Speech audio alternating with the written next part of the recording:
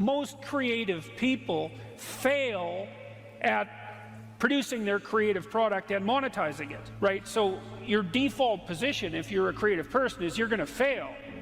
And that's because it's hard to come up with something new, and it's hard to present it to the market at the right time, and it's hard to market it.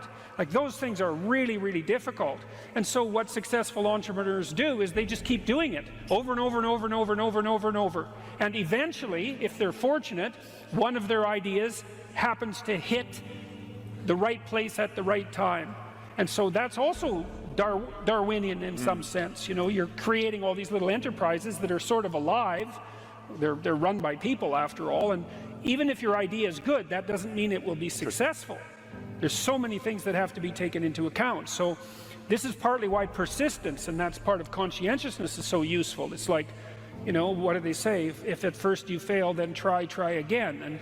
And that would probably mean try something different rather than the same thing. But persistence is helpful because it enables you to run many, many experiments. And you need to know that the baseline is failure. You know, it's important, because otherwise you'll blame that on yourself. You know, and some of that's useful because there's probably some things that you could improve about yourself. But it's very difficult to go from 0 to 1, you know. If you're starting out as a salesperson, for example, the hardest sale is the first customer. And then, you know, they get easier with each additional customer. You got to know that there are differences in intelligence. It's really important. If you go into a job and you're not smart enough for that job, you're going to have one bloody miserable time. And you're going to make life wretched for the people around you because you won't be able to handle the position. But what you really want to do, as far as I can tell, if you want to maximize your chances for both success and let's say well-being, is you want to find a strata of occupation in which you would have an intelligence that would put you in the upper quartile. That's perfect. Then you're a big fish in a small pond. And you don't want to be the stupidest guy in the room. It's a bloody rough place to be. So, and you probably don't want to be the smartest guy in the room either, because what that probably means is you should be in a different room. If you want to be the best at what you're doing, bar none, then having an IQ of above 145 is a necessity, and maybe you're pushing 160 in some situations, and maybe that's making you one person in 10,000 or even one person in 100,000. And then also, to really be good at it, you probably have to be reasonably stress tolerant and also somewhat conscientious. There's nothing you can possibly do to become more deadly than to improve your facility with language. And the way you do that is by reading, especially great things, and by writing, and by thinking, and by speaking, for that matter. But how could that not be viewed as absolutely central to what education is about? You want to be inarticulate and stumble over everything that you try to think and communicate? Yeah. How are you going to get anywhere? You don't even know who you are under those circumstances. You're this massive feeling that's expressing itself, you know, maybe in violence because you can't find the words, and you stumble around and bump into things, and you're clunky and dull, and you're not witty, you don't sparkle. It's from the uphill climb that we derive our value, and I mean this technically. So almost all the positive emotion we feel, especially the emotion that fills us with enthusiasm, and that's experienced in relationship to a goal. And so in some sense, you want a goal that you can never attain. So you can always move closer to the goal that recedes as you move towards it. You think, well, that's frustrating. It's like Sisyphus pushing the rock uphill. But it's not, because as you pursue that goal, you put yourself together and your life does get better and richer and more abundant. And that's why the highest levels of virtue and goal are in some sense transcendent. You want them to be above everything you're doing so you can continually move towards something that's more sublime and better. That's what you are. You're here to live, not to sleep. And the problem with the vision of Mai Tais on the beach is that, well, first of all, that's a vision of drug-induced unconsciousness. Second, it's only going to work for about a week. Third, you're going to be a laughingstock in a month, and depressed and aimless and goalless. You want a horizon of ever expanding possibility. And so it does happen to people because they've staked their soul on the attainment of an instrumental goal. And it can be a pretty high order goal, but then you think, now I'm there, now what? Well, the answer can't be, well, I'm going to live in the lap of luxury and never have to leave the what do you want to be, a giant infant with a gold with a gold bottle. You never have to do anything but lay in your back and suck. It's like, you see the problem with that as a conceptualization. It's no, you want to be like an active warrior moving uphill with your sword in hand. And that's dynamic, that's exciting. One of the rules, I think it's rule 4, is compare yourself to who you were yesterday and not to who someone else is today. And see, that's a game you can win. The possibility that you can make yourself slightly better on a continual basis is, I think that's something that's accessible to everyone. I think that's equivalent to leading a virtuous life. And there is something to be said for virtue and truth, you know, and that is one thing. Another thing that I've noticed about people who've been phenomenally successful is that they really do everything they can to live a truthful life. And you can get a bloody long ways by being honest. Lay a disciplinary structure on yourself, get the chaos in check, and then you can move towards a state that's freer. It's discipline first. Like, look, if you're going to become a concert pianist, there's going to be several thousand hours of extraordinarily disciplined practice. That's the imposition of order on your potential, let's say. But what comes out of that is a much grander freedom. And so virtually every freedom that you have in life that's true freedom is purchased at the price of discipline. But it's not some casual self-help doctrine. It's that if you don't organize yourself properly, you'll pay for it, and in a big way, and so will the people around you. And I would say, start where you can start. You know, if something announces itself to you as in need of repair, that you could repair, then hey, fix it. You fix 100 things like that, your life will be a lot different. Now, I often tell people too, fix the things you repeat every day, because people tend to think of those as trivial. You get up, you brush your teeth, you have your breakfast, you know, you have your routines that you go through every day. Well, those probably constitute 50% of your life. And people think, well, they're mundane, I don't need to pay attention to them. It's like, no, that's exactly wrong. The things you do every day, those are the most important things you do, hands down. People are afraid of the truth because often if you reveal it, it causes conflict in the moment. Telling the truth is definitely an adventure. Seeking for sure, but also telling. Another way of going about it is to just say what you think and see what happens. That's an adventure because you don't know what the outcome is going to be. So look, there's this old idea that it's necessary to have faith in the truth. And so here's a way of thinking about that. Someone asks you a question and you might think, well, here's the outcome I want, and so here's how I'm going to answer that question. So that's one way of approaching it. But another way of approaching it is, you ask me a question, I'm going to think about the answer, and I'm just going to tell you what I think. And it doesn't matter what the outcome is, because I'm willing to see what the outcome will be, predicated on the idea that there isn't a better outcome than the one that truth produces. Even if it's harsh and terrible in the short term, and sometimes it is, it's like there isn't a better way of doing it. Now, you might say, well, how do you know that? And the answer is, well, I don't know that. That's why it's an article of faith, because I believe, and I believe this deeply, the being that you produce as a consequence of telling the truth is good by definition, even though it's harsh and often uncomfortable because you get in trouble. One of the things that I've really learned recently, or learned to articulate better, is that there's a very tight relationship between aspiration and responsibility. The first question might be, do you need to aspire to something? And the answer is, well, yes, because you have to do something. If you just sit there, you'll die. You can't just sit there. You have to go act out in the world. Okay, so act towards what? Well, that's whatever your aspiration is. You have to have an aim. Okay, well, what should the aim be? Well, it should be something worth doing, let's say. Why do something that you don't feel is worth doing? What do you think's worth doing? Well, if you watch other people and you judge when they're doing something worthwhile, you usually judge them positively if you see that they're taking responsibility, at least for themselves. What, do you want to be completely useless so other people have to take care of you? That's pretty pathetic. And maybe you could get your act together so you're taking care of yourself and your family. And maybe you could even do better than that and take care of yourself and your family and your community. Well, good for you. That's responsibility, and that's an aim. Well, here's one of the things that's cool about that, is that your life doesn't have meaning without aspiration or an aim. Okay, so you need a hierarchy of values. There's got to be something at the top. It's got to be something important. If you don't have that, your life doesn't have any meaning. So if you criticize the hierarchy, or even the idea of hierarchy, you destroy the idea of aspiration. And then people have nothing. Well, that's not helpful. People are built for a struggle and they're built for a weight, and you want to take on a heavy burden voluntarily. See if you can put yourself together. See what you can do out in the world while you're waiting to die. It's an all-in game. It better be worthwhile.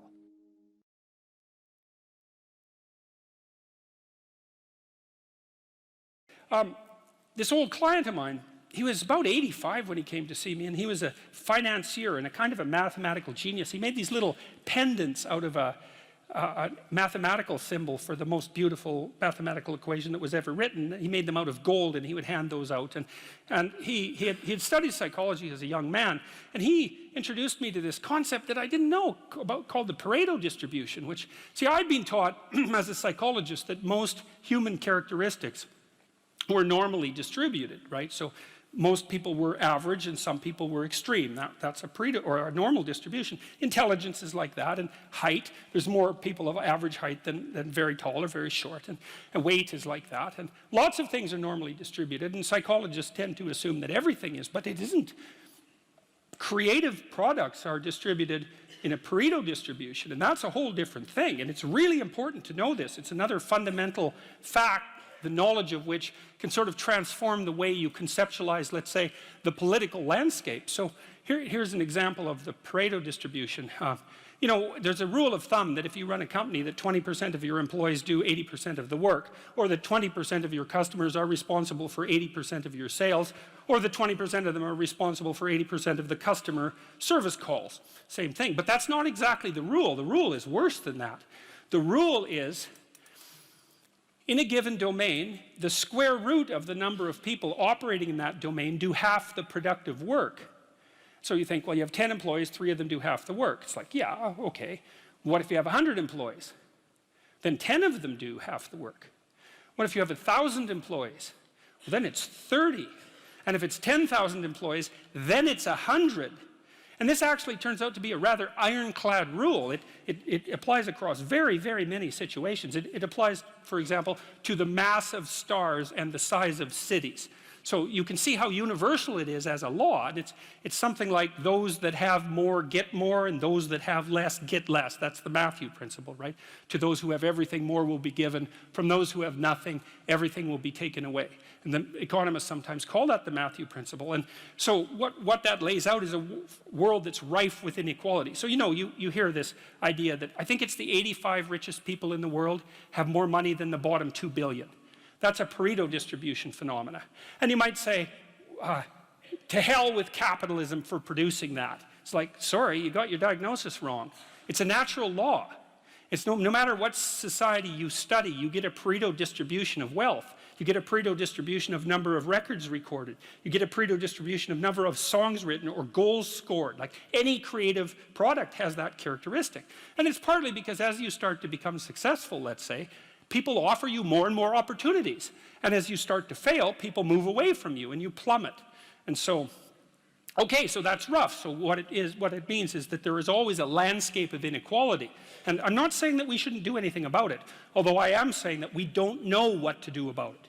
That's the thing, you know, because you can modify the Pareto distribution of wealth, let's say, but we don't know how to do it without maybe disrupting the system so completely that it collapses, which is what happened in the Soviet Union, for example, and in Maoist China. They were trying, at least in principle, to adjust inequality. But the cure was far worse than the disease. And the truth of the matter is we actually don't know technically how much inequality there has to be to generate wealth. We can guess, and you could say, well, there should be less, and you might say, well, there should be more. If you're left-wing, you'd say less, and if you're right-wing, you'd say, well, we'll just let the inequality flourish. But we do know that it's inevitable, and we also know that we don't know how to regulate it. So there is inequality. What that means is there's always going to be people around that are better at something than you are. And that's a problem, because you can get jealous and you can get bitter and you can get resentful, and worse, you can get hopeless, you know, because you look like I have this friend of mine. He told me something so funny. He was decrying his lack of success in the world, and he compared himself to his roommate.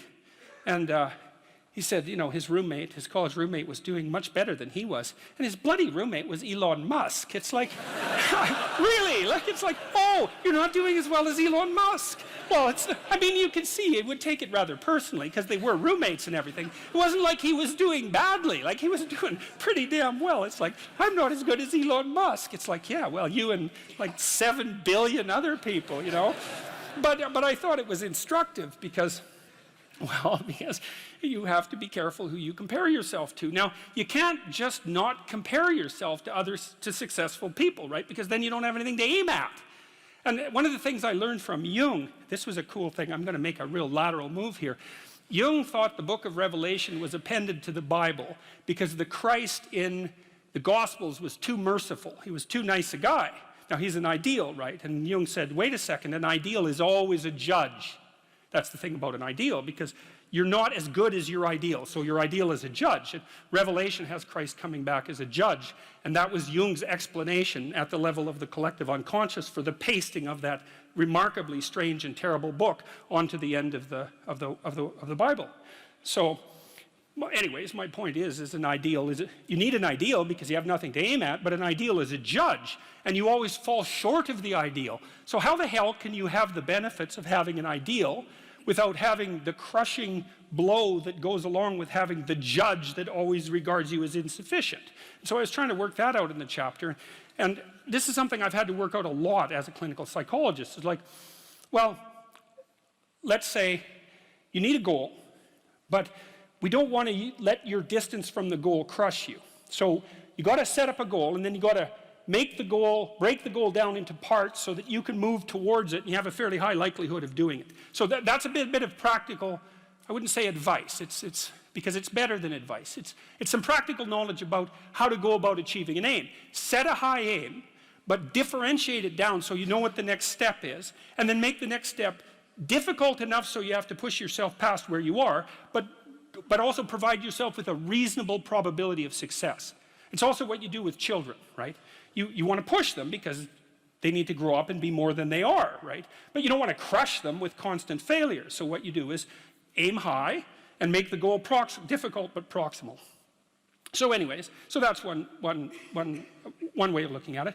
But then the next thing is, you know, I've had clients, many clients in their 30s, who are trying to, this is more true with women, I would say.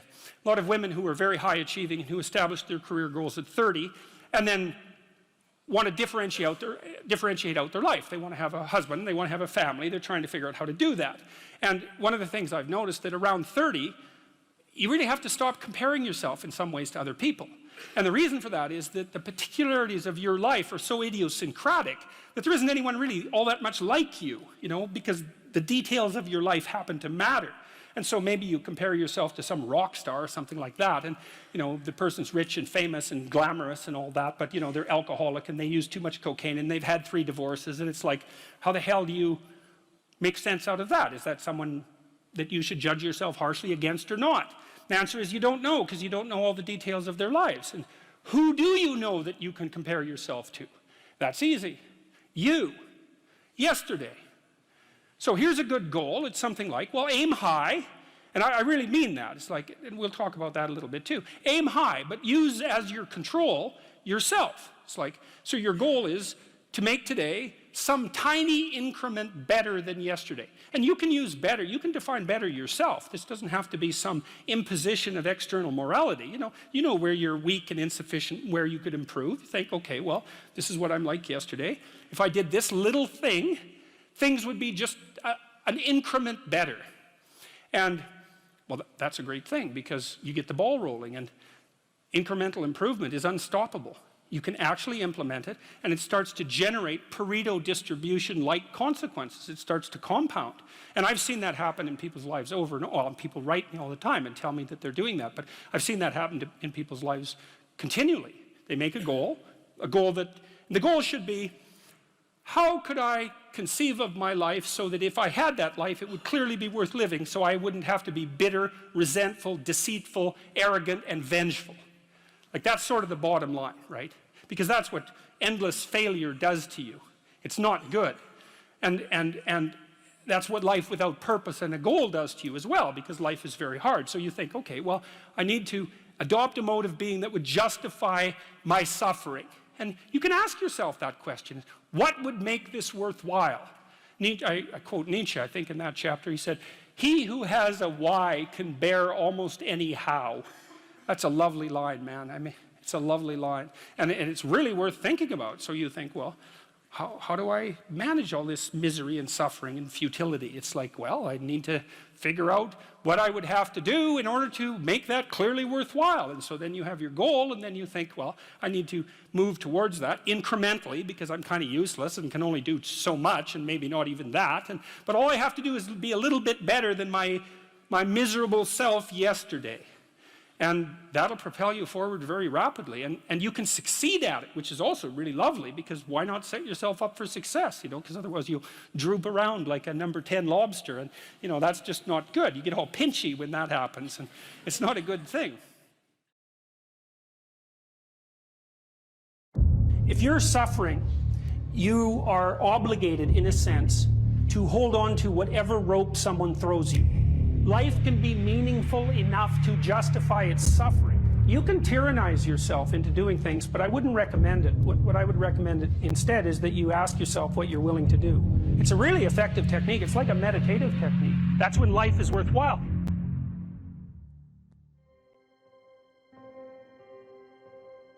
I don't know exactly what's going to help you, but don't arbitrarily throw out any possibilities because you might not have that luxury. Antidepressants help a lot of people, and there are technical reasons why that's the case. If you're offered a gift by your society and it works, try it. I don't care what your presuppositions are. The time you see people who are suffering with depression, for example, there's a multitude of reasons, but I'll take one common reason. You could think about it as associated with the story of Peter Pan. Now, Peter Pan is someone who won't grow up, right? Now, the problem with Peter Pan is he gets to be king, but it's king of Neverland. Neverland doesn't exist. So being king of nothing isn't that helpful. Well, one of the things that you often see with people who suffer from depression, and I'm not making a blanket statement about the cause of depression because there's lots of them, is that people who don't have enough order in their life tend to get overwhelmed. So for example, if someone comes into me to see me and they say they're depressed, I always ask them a very standard set of questions. Do you have a job?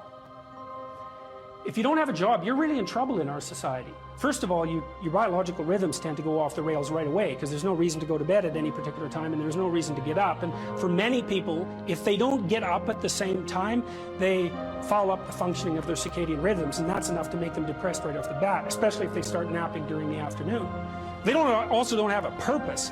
People aren't good without a purpose, and this isn't hypothesizing. We absolutely understand the circuitry that underlies positive emotion. When you're attending to something you're interested in and you're engaged in it, that's when you're alive. That's when life is worthwhile. It's so worthwhile that in those moments you don't even ask the question about it. The question itself goes away because the meaning that you're united with is so powerful that it can push back the adversity that would otherwise characterize life. Nietzsche said, "The person who has a why can bear any how." We know how it works. Almost all the positive emotion that any of you are likely to experience in your life will not be a consequence of attaining things. It will be a consequence of seeing that things are working as you proceed towards a goal you value. That's completely different. And you need to know this because people are often stunned, for example. They finish their PhD thesis and their presupposition is that they're going to be elated for a month. And often instead they're actually depressed. And they think, oh, what the hell, I've been working on this for 7 years and I handed it in and what do I do now? And that's what depresses them, right? It's the what do I do now? Well, they're fine if they enjoyed it, pursuing the thing. As long as it was working out, they get a lot of enthusiasm and excitement out of that because that's how our nervous systems work. Most of your positive emotion is goal pursuit emotion. If you take drugs like cocaine or amphetamine, the reason they're enjoyable is because they turn on the systems that help you pursue goals. That's why people like them.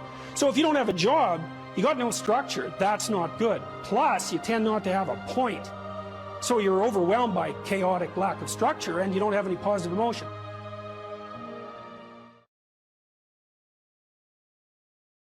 One of the things Solzhenitsyn said about hedonism, he said, the doctrine that life is for happiness is invalidated by the first sound of the jackboots kicking in your door. And so then the question is, well, what do you do in the face of suffering when your philosophy is hedonic, is hedonistic? And the answer is collapse. And that means that happiness as an aim is shallow and weak. It cannot withstand suffering. Obviously, because when you're suffering, you're not happy. And if the purpose of life is to be happy, then suffering, when you're suffering, your life has no meaning. And then if you're suffering and there's no meaning in the suffering, then you're really suffering. That's really hell. But then you think, and this is something that's really heartened me. I talk to my audiences, especially to the young men. I say, look, first of all, don't aim at being happy, because that's just not going to work, especially when the storms come and barbarians are beating at the gate. You can just forget about that. And there's going to be times in your life where you're suffering so much you can't believe it. And so you're going to need something a hell of a lot more robust than happiness to get you through that. And then you might say, well, what's more robust than happiness? Or maybe even what's more robust than pain? And then you could say, well, how about adventure? How about adventure? How about we go out and sail the uncharted seas, you know? How about we go and, Jesus, I talked to a guy the other day. He's a driver for me down in Nashville, where I am, ex-military guy, special forces guy, tough as a bloody boot, now works as a cowboy out in Montana, you know, a real character, perfect bloody American archetype. He knew he wanted to be in the special forces when he was 5. So I talked to him for like half an hour trying to figure out what motivated him, you know? And he told me probably 10 stories about his life, all very colorful and deep anecdotes, battle and rescue and physical privation and discipline. And every 10 minutes he said, I was looking for a new challenge.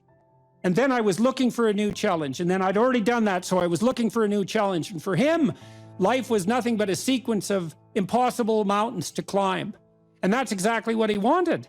And that's what I think we all want. You know, in the story of Abraham, when Abraham is perfectly happy in his father's tent, eating peeled grapes and, you know, having his diapers changed, even though he's 80 years old. And God calls him out to adventure.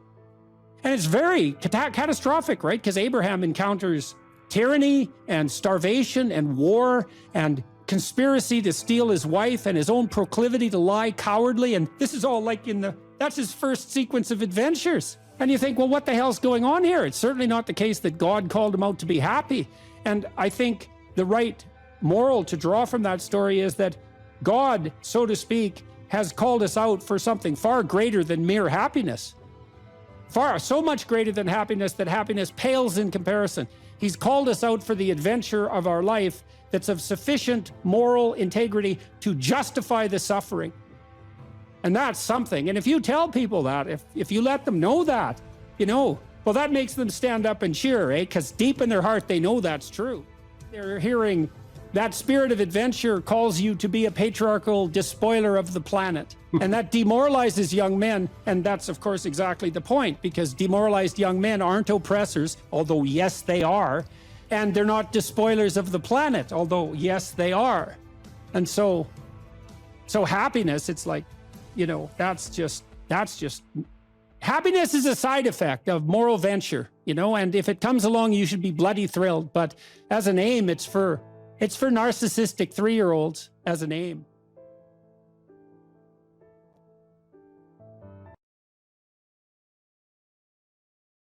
There's this old story in King Arthur where the knights go off to look for the Holy Grail, which is either the cup that Christ drank out of at the Last Supper or the cup into which the blood that gushed from his side was poured when he was crucified. The stories vary, but it's basically a holy object, like the phoenix in some sense, that's a representation of transformation. So it's an ideal. And so King Arthur's knights, who sit at a round table because they're all roughly equal, go off to find the most valuable thing. And where do you look for the most valuable thing when you don't know where it is? Well, each of the knights looks at the forest surrounding the castle and enters the forest at the point that looks darkest to him. And that's a good thing to understand, because the gateway to wisdom and the gateway to the development of personality, which is exactly the same thing, is precisely through the portal that you do not want to climb through. And the reason for that's actually quite technical. This is a Jungian presupposition too, is that, well, there's a bunch of things about you that are underdeveloped, and a lot of those things are because there's things you've avoided looking at because you don't want to look at them, and there's parts of you you've avoided developing, because it's hard for you to develop those parts. And so it's by virtual necessity that what you need is where you don't want to look, because that's where you've kept it.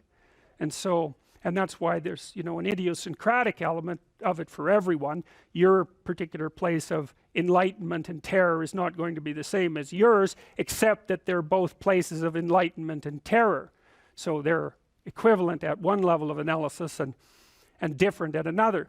So anyways, back to fiction and what it does. It distills truth, and it produces characters that are composites.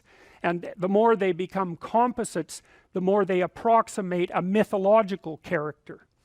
And so they become more and more universally true and more approximating religious deities. But the problem with that is they become more and more distant from individual experience. And so with literature, there's this very tight line where you need to make the character more than merely human, but not so much of a god that, you know, one of the things that happened to Superman in the 1980s, Superman started out, he's got a heavenly set of parents, by the way, and an earthly set of parents, and he's an orphan like Harry Potter.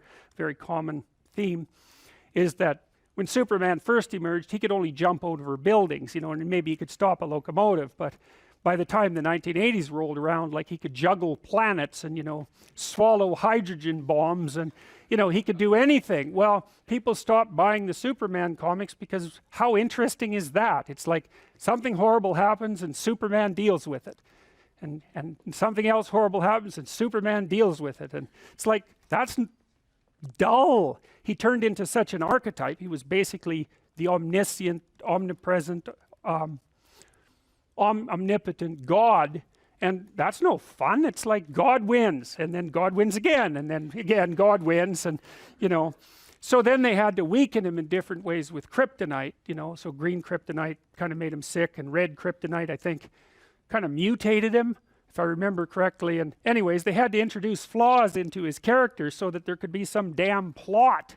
And that's something to think about, you know. There's a deep existential lesson in that your being is limited and flawed and fragile.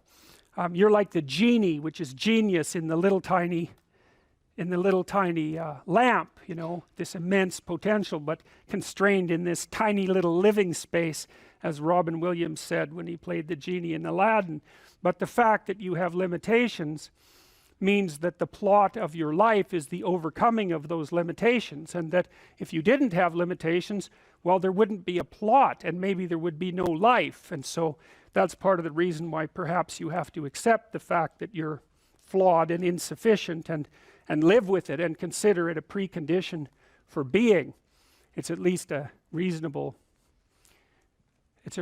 idea. So anyways, one of the main characters is the country, the known, the explored territory. We went over that a bit, and it always has two elements. I mean, your country is your greatest friend and your worst enemy, you know, because it squashes you into conformity and demands that you act in a certain manner, and reduces your individuality to that element that's tolerated by everyone else, and it constrains your potential in a single direction. And so it's really tyrannical, but at the same time it provides you with a place to be and all of the benefits that have accrued as a result of the actions of your ancestors and all the other people that you're associated with. So there's the good tyrant, or the bad tyrant, and the good king, and those are archetypal figures, and that's because they're always true, and they're always true simultaneously,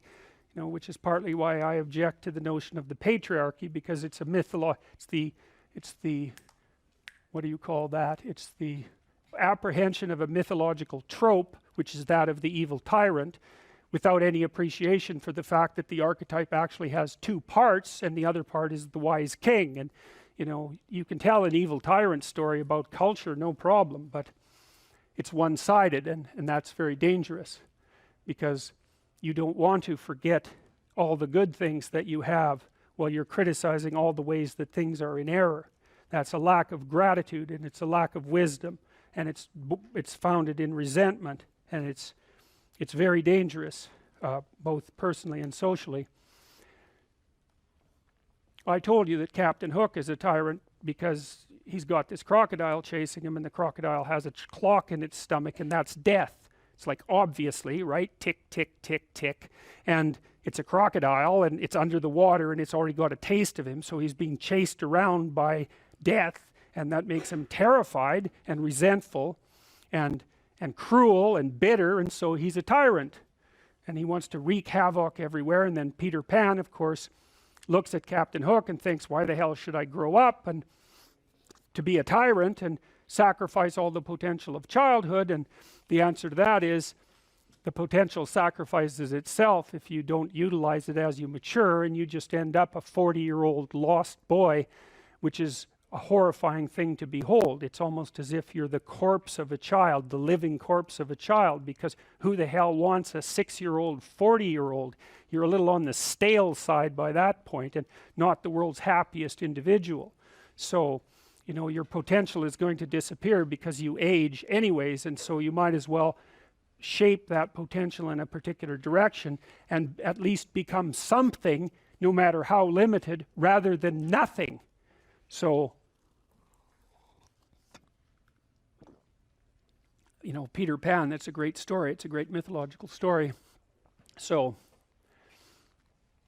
well, so let's talk about tyrants. Well, not only are they mythological figures, but they exist, and they tend to be deified. I mean, Stalin was, for all intents and purposes, God the Father in Soviet Russia, although he was pretty much only the worst elements of Old Testament God, who was, you know, constantly smiting people and wiping out populations and doing all sorts of things that seemed to be quite nasty. But nonetheless, you know, people worshipped him in many ways, and he's a representation of just exactly what goes wrong when things really go wrong, when people stop paying attention and when they all lie. Because one of the things that characterized the communist state was that no one ever got to say anything they actually believed, ever.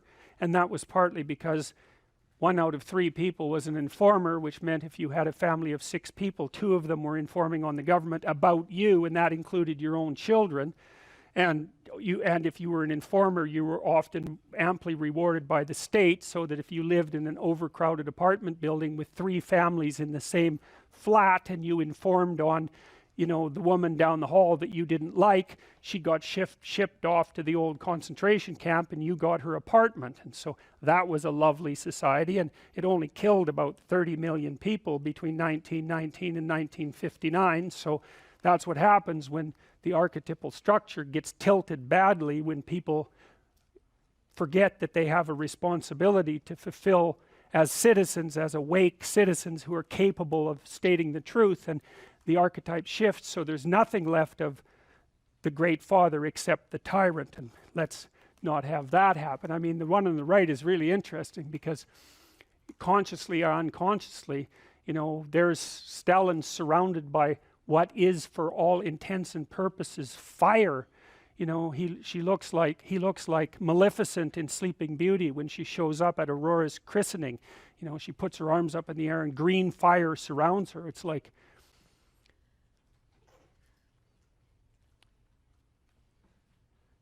he's surrounded by fire, and there's Lenin above him, who's like king of the fiery realm, and that's for sure. So, I mean, all the terrors that happened in the Soviet Union didn't start under Stalin, they started under Lenin, and Stalin was definitely Lenin's legitimate son, let's put it that way. Put yourself together. And then maybe if you put yourself together, you know how to do that. You know what's wrong with you, if you'll admit it. You know there's a few things you could like polish up a little bit, that you might even be able to manage in your insufficient present condition. And so you might shine yourself up a little bit, and then your eyes will be a little more open, and then you can shine yourself up a little bit more, and then maybe you could bring your family together instead of having them be the hateful, spiteful, neurotic, infighting batch that you're like doomed to spend Christmas with. So then you fix yourself up a little bit, and then you got to figure out, well, can you figure out how to make peace with your idiot brother? And probably not, because he's just as dumb as you, so how the hell are you going to manage that? And so then maybe you get somewhere that way and your family's sort of functioning, and you find out, well, that kind of relieved a little bit of suffering, although it reduced the opportunities for spiteful revenge, and that's kind of a pain in the neck. And so then you get your family together a little bit, and you're a little clued in then, at least a bit, because you've done something difficult that's actually difficult. You're a little wiser, and so then maybe you could put a tentative finger out beyond the family and try to change some little thing without wrecking it. So, and that's the other message of the West. It's like, how do you overcome the suffering of life? And I'm not saying it's only the message of the West. How do you overcome the suffering of life? Is be a better person. That's how you do it. Well, that's hard. It takes responsibility. And I think, if you said to someone, you want to have a meaningful life? Everything you do matters. That's the definition of a meaningful life. But everything you do matters. You're going to have to carry that with you. Or do you want to just forget about the whole meaning thing, and then you don't have any responsibility, because who the hell cares? And you can wander through life doing whatever you want, gratifying impulsive desires for how useful that's going to be. And you're stuck in meaninglessness, but you don't have any responsibility. Which one do you want? Well, ask yourself, which one are you pursuing?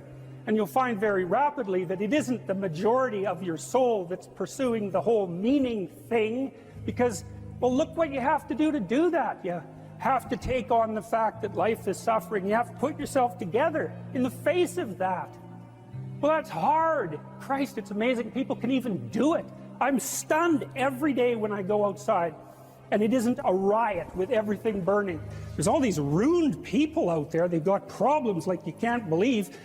Off they go to work and do things they don't even like, and look, the lights are on. It's a miracle, and we're so ungrateful. College students, the postmodern types, they're so ungrateful. They don't know that they're surrounded by just a bloody miracle. It's a miracle that all this stuff works, that all you crazy chimpanzees that don't know each other can sit in the same room for 2 hours sweltering away without tearing each other apart, because that's what chimps do. Anyways, so I got to the bottom of some things, at least as far as I can tell, so I told you what the bottom is, and then I got this idea about what you might do about it, which isn't my idea. It's an old idea. It's far older than Christianity. It's old. It's the oldest story of mankind. Get yourself together. Transcend your suffering. See if you can be some kind of hero. Make the suffering in the world less. Well, that's the way forward, as far as I can tell, if there is any way forward. Live without it. Assuming you want to get better, there's usually something you can figure out that would constitute a step towards some sort of concrete goal. And my presumption, it's a behavioral presumption fundamentally, is that small accruing gains that repeat are unbelievably powerful. You can tyrannize yourself into doing things, but I wouldn't recommend it. What I would recommend instead is that you ask yourself what you're willing to do.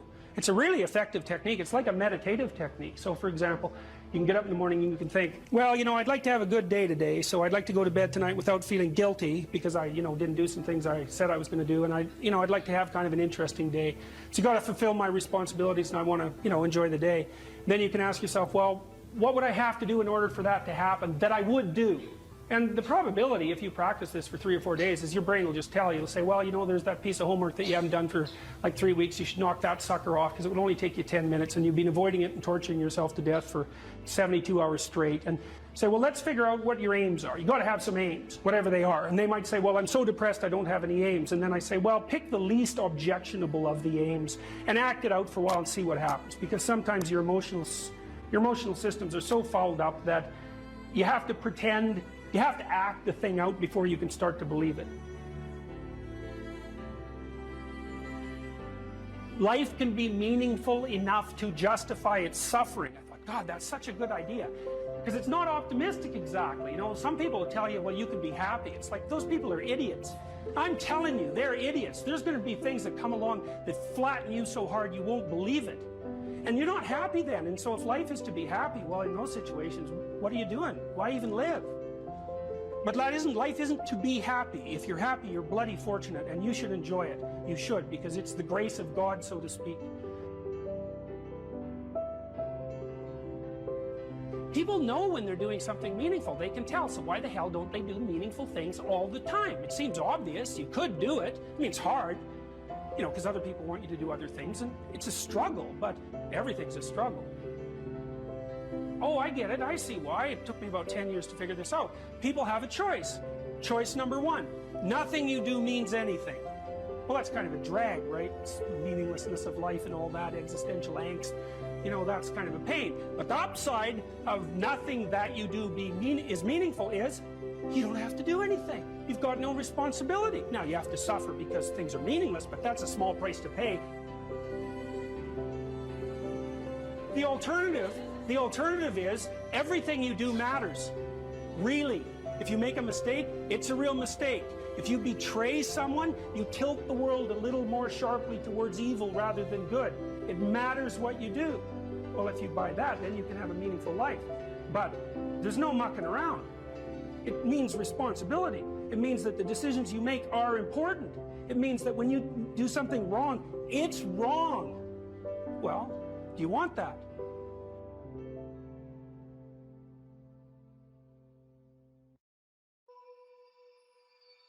We should make a very clear distinction here that often when people are embittered and resentful and feel like they're victims, it's because really awful things have happened to them. Now, not always, but often.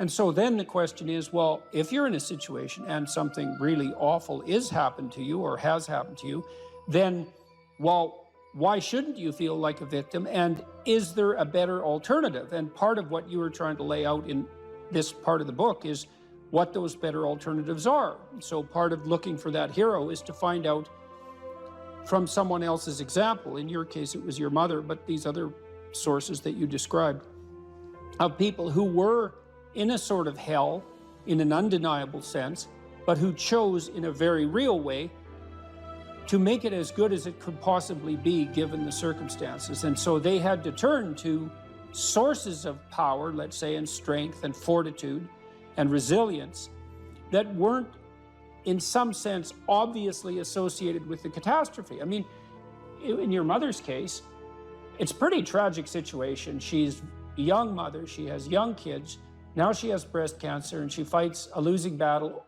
over a period of 5 years. That's pretty bad. And then you have to ask yourself, given that that's obviously pretty bad, how is it even possible that someone could handle that with not only grace and courage, but the kind of grace and courage that leaves their children with an immovable sense of the ability to prevail in the face of the deepest adversity? I mean, that's really something. You said here, thousands have come before you and they did just fine. So quit your complaining. And it's not because you have nothing to complain about. That's not the case. It's that that's not the right approach. The fact is, and this is such an optimistic fact, as well as a judgment in some sense, the fact is that if someone else can do it, so can you. And that's something, right? If you're reading about the great heroes in history, people who are in these terrible situations, and you see someone rise to the occasion, and then you can say, well, that was a person who did that, and I'm a person, and so maybe I have that capacity too, even though I don't know how to approach it. And then some of the rest of your book, much of the rest of your book, I would say in some sense is a guide to help people figure out how they could approach that. One of the things you point out first is, well, notice who you admire. And then maybe try consciously practicing becoming like that. And you know, people are very, very, very, very tough. And it turns out that if you face things, that you can put up with a lot more than you think you can put up with, and you can do it without becoming corrupted. And she did recover quite fully, and much as a consequence of her own machinations, because she figured out what was wrong with her and then took the necessary steps to fix it, which is nothing short of a bloody miracle as far as I'm concerned. And anyways, part of the cat bit is I actually start by talking about our dog, who actually died about a year ago, but he's still alive in the book. I let people know, because dog lovers love dogs, and if you love cats, then they think you don't like dogs, and then they don't like you. So I also point out at the beginning of the chapter that, you know, if you want to pet a dog on the street, that's okay too, so you don't have to get up in arms about it. But the idea is that, you know, you have to be alert when you're suffering. You have to be alert to the beauty in life, the unexpected beauty in life. And that's kind of what I was trying to get across with the idea of the cat. There's this cat that lives across the street from us called Ginger, and Ginger's a Siamese cat. And cats really aren't domesticated, technically speaking. They're still wild animals, but they kind of like people. God only knows why, but they do, you know. And so Ginger will come wandering over, and our dog looks at her, but they're friends, and she rolls over on his back, and Seiko used to, you know, nose her a bit, and then she'd kind of mosey over and let you pet her if she was feeling like it that day. And you know, you have to look for those that little bit of sparkling crystal in the darkness when things are bad. You have to look and see where things are still beautiful and where there's still something that's sustaining. And you know, you narrow your time frame and you be grateful for what you have, and that can get you through some very dark times, and maybe even successfully if you're lucky. But even if unsuccessfully, then maybe it's only tragic and not absolute hell. And you can do that, you know, in the worst situation. You can make it only tragic and not hell. And there's a big gap between tragedy and hell. You know, there's nothing worse at a deathbed than to see the people there fighting. The death is bad enough, but you can take that, as terrible as it is, and make it into something that's absolutely unbearable. And maybe I think, and this is sort of what I closed the book with, this idea is that if we didn't all attempt to make terrible things even worse than they are, then maybe we could tolerate the terrible things that we have to put up with in order to exist, and maybe we could make the world into a better place, you know. And it's what we should be doing and what we could be doing, because we don't have anything better to do. And that's what the book is about, and that's the end of 12 Rules for Life. I think actually that people are quite hard on themselves. And you know, this is one of the reasons that I believe that the presumption of innocence that characterizes our legal system is such an absolute bloody miracle. I cannot figure out how in the world that idea ever came about and developed universal acceptance. It's so unlikely. You know, if you deal with people in a clinical setting and they're somewhat depressed, which is not uncommon, and they've done something that they are guilty about, independent of whether they've done something that they feel guilty about, independent of whether they're actually guilty, they tend to take themselves apart.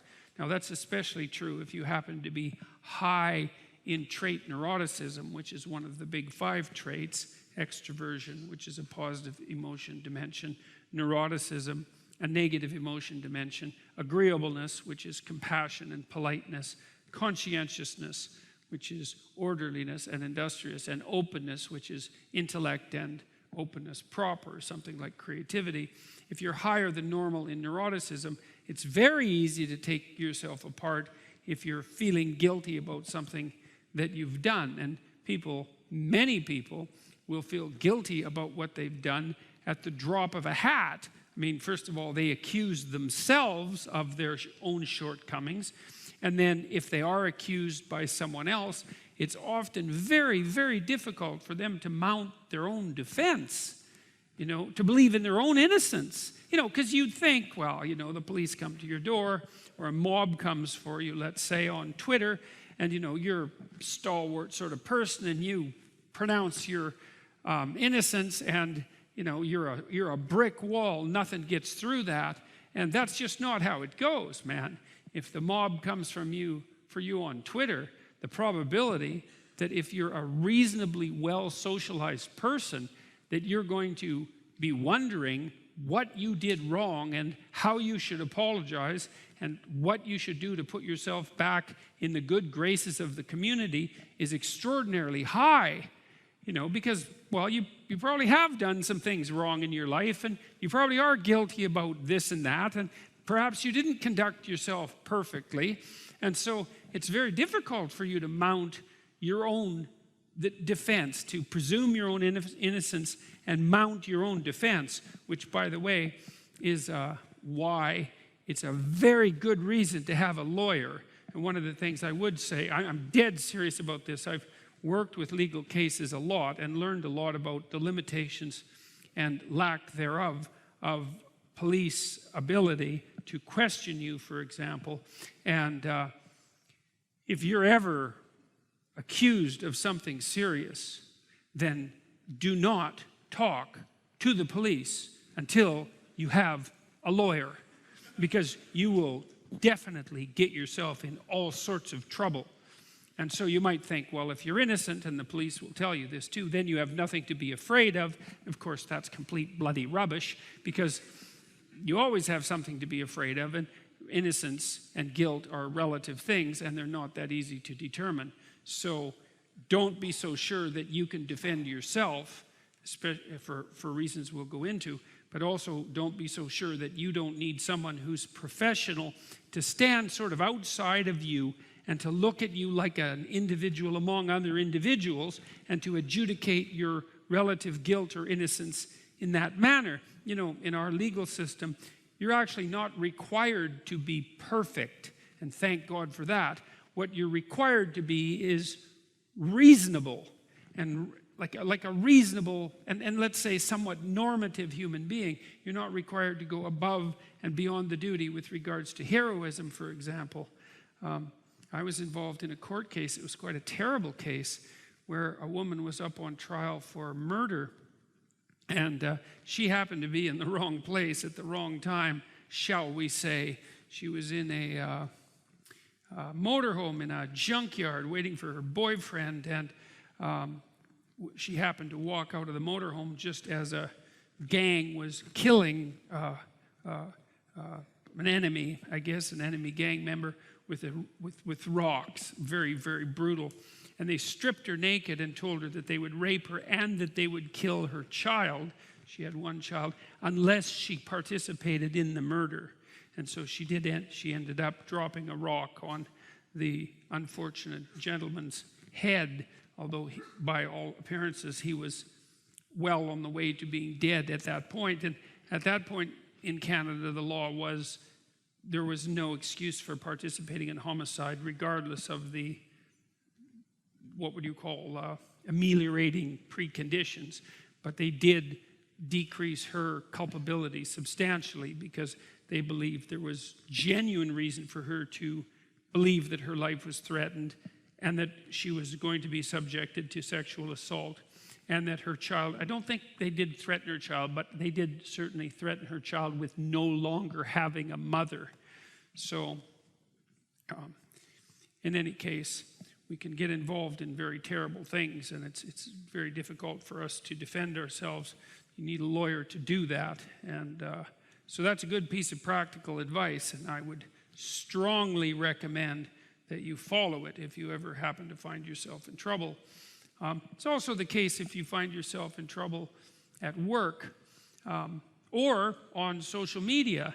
You know, it's hard to sit and remind yourself that you deserve the benefit of the doubt and then to try to make a coherent case for that. One of the things I often did for my clients who were in trouble at work for one reason or another, often because, well, for a variety of reasons, sometimes because they hadn't done everything they should have at work, you know, and so they carried some burden of responsibility for that, but sometimes because there were people who were genuinely, malevolently predisposed towards them, bullying them in terrible ways, and they just weren't good at mounting their own defense, which was also one of the things, by the way, that made them prone to being bullied. And so we would work for hours on at least hypothetically outlining a story that involved the possibility that the person who was being accused, so that would be my client, was actually innocent of the charges. You know, and that's something that's useful to do for yourself if you ever run into trouble. You don't have to believe that you're innocent to begin with, but you could make the strongest case possible that you are, right? Because everyone's entitled to a strong defense, and then just see how that flies, see if it's coherent. I mean, you could make the opposite case too, just so you know what you might be in for, but, we have an adversarial system for a reason, and part of the reason is that one of the easiest ways to get at the truth, insofar as that's possible, and that's not an easy thing, is to attack, with a certain degree of intensity and viciousness, and defend with a certain degree of intractability and coherence. And you need both of those. Life has proximal meanings, right? There's the meaning that you experience when you're engaged in a piece of art, or when you're reading, or when you're engrossed in a movie or in a conversation. There's the meaning that emerges within your relationships with people that you cherish or are enthusiastic with. There's meanings of security and predictability. There's meanings of duty and responsibility and active engagement with your job and your career. There's meanings of aesthetic pleasure. Now, all of those have their value, and each of them has their place. And maybe there's a hierarchy of value there as well, so that some of those meanings are deeper than others. And then you might say, well, what characterized the deepest of all meanings? And it would be something like relationship with the transcendent, and that would establish a relationship between you and what's always been conceptualized as God, which is generally supposed to be something ineffable, right? It's not definable, but you might think about it as the central animating spirit of the age, or the value around which all other values are organized, or the wisdom of the ages, or the creative spirit that possesses you when you're inspired, or what grips you with enthusiasm at a sports event or at a musical event. All of those things. And we need a relationship with that. And we find our deepest meaning in that relationship. And if we don't find it, I think, if we don't find it in something that's explicitly religious, then we tend to magnify something of lesser value, say something political, into that to fill the void. So yes, life has proximal meanings without God, without eternity, but at the ultimate level, something's lacking.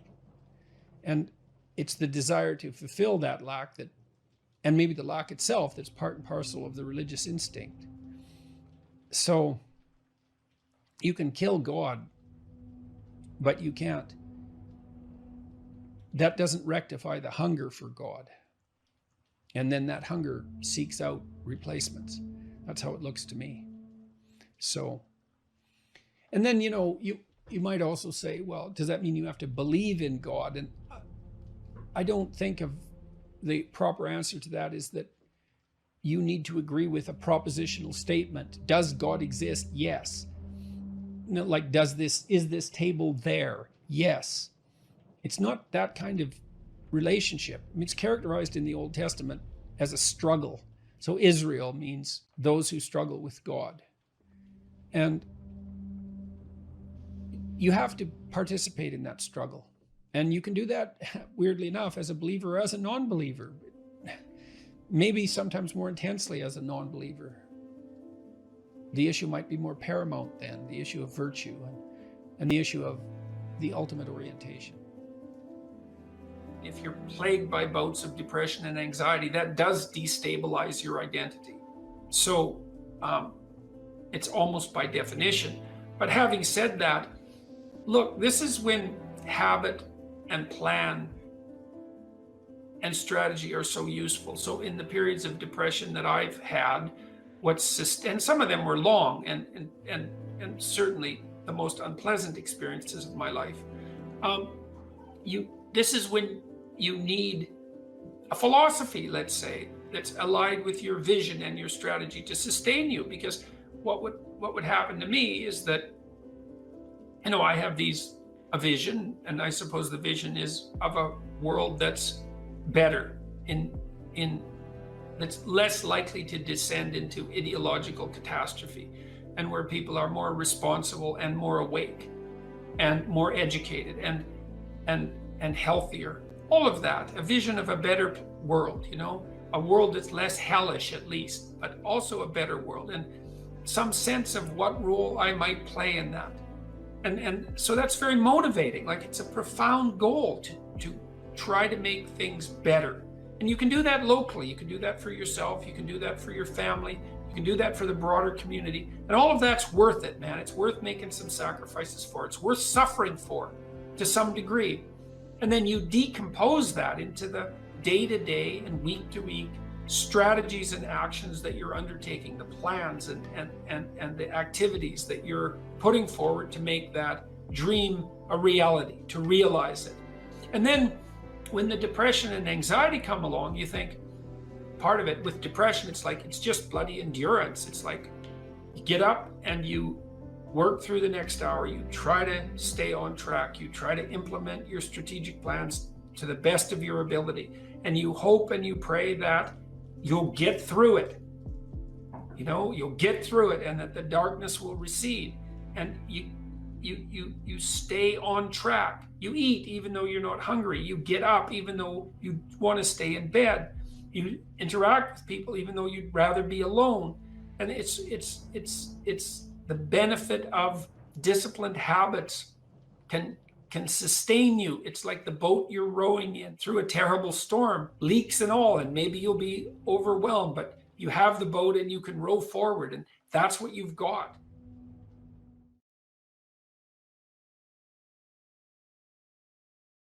I have no direction or goals in my life at the moment. What can I do to regain my compass in life? Well, you talked about that a little bit in your intro. So there's this line in the New Testament, which is kind of mysterious, you might say, but it's really an instruction set. And the line is approximately, knock and the door will open, ask and you will receive, seek and you will find. And you think, well, no way, that can't possibly be true. But it's true if all of that is undertaken seriously. So one of the things that Tammy and I learned to do when we were trying to adjudicate our arguments, and we both tried to abide by that, was like, if I'm upset with her, let's say, it's clearly because she's done something wrong. One of the things that I'm required to do is let her know what my conditions for satisfaction are. It's like, what do I want? And I have to be able to tell her. And I might object, well, if you loved me, dear, you'd know what I want. And people say that to each other all the time, and they should immediately get slapped for that. It's just like, I'm too stupid to know what I want, let alone figure out what you want. You don't even know what you want. So it's good to kind of clue your partner in. Here's what I would, now that doesn't mean once you let the person know that they're necessarily going to deliver it, but they might, especially if you also allow them the luxury of doing it stupidly and badly, at least to begin with. You know, your wife might tell you, when I put some effort into getting ready to go out, I'd like you to say something nice. It's still a bit vague. It's like, okay, dear, exactly what would you like me to say? Well, that's an annoying thing for your wife to have to think through, and it's annoying for you maybe to have to mouth those words, but, you know, you could do it stupid and badly 20 times and maybe get a little expert at it, and by the 100th time, you're like world expert at compliment deliverer, and you can encourage her to pursue her interest in attire, let's say, and why isn't that a good thing for both of you? And so, but that's all dependent on whether or not you're willing to let yourself know what you want. And that's all dependent on whether or not you're willing to ask. And so one of the things you can ask yourself, and this is very useful, is what would your life have to look like in order for it to justify itself to you? And so why would I put it that way? Well, your life is hard. It's full of suffering. It's full of malevolence, for that matter. It's full of malevolent suffering. That's coming for sure. And that's a heavy burden to bear. And you might say, well, it's so heavy that nothing at all could possibly justify it. And I think that's not a productive attitude. I think if you watch your life, you see that there are things that will grip you that do appear to justify the weight of existence. And I think you can commune with yourself, which is a form of thought. It's a form of meditative prayer, but that's a form of thought. And the thought is, what do I want? If I could have what I wanted and needed, what would that look like? And you might say, well, why would I associate thought with meditative prayer? It's like, well, what the hell do you think you're doing when you're thinking, if it isn't praying? It's the same thing. You first of all, you formulate a question, what do I want? And then you ask it. And you might say, well, who are you asking? Well, you're asking yourself. That would be the classic modern answer. It's like, well, if you're the person with the answer, why did you have to formulate the question? And so what are you doing when you formulate the question? And what you're doing, really, what you're doing is you're opening yourself up to revelation. And you might say, revelation from what? And that's a good question, no doubt about it. But in some sense, it's a revelation from the ground of being itself. You know, you ask yourself a question, if I could have what I needed and wanted, what would that look like? You'll get a dream, you'll get a vision, and it comes to you. That's the most accurate way of describing it. It makes itself manifest in the theater of your imagination. And in precise proportion to your willingness to actually formulate the question. It's a rather frightening question, you know, to find out, to allow yourself to ask yourself what it is that you really need and want, because you simultaneously make the conditions for failure clear to yourself. And people like to keep that sort of thing foggy and vague so they don't have to hold themselves accountable. But that's a dreadful mistake. That's why I wrote Rule 3, do not hide unwanted things in the fog.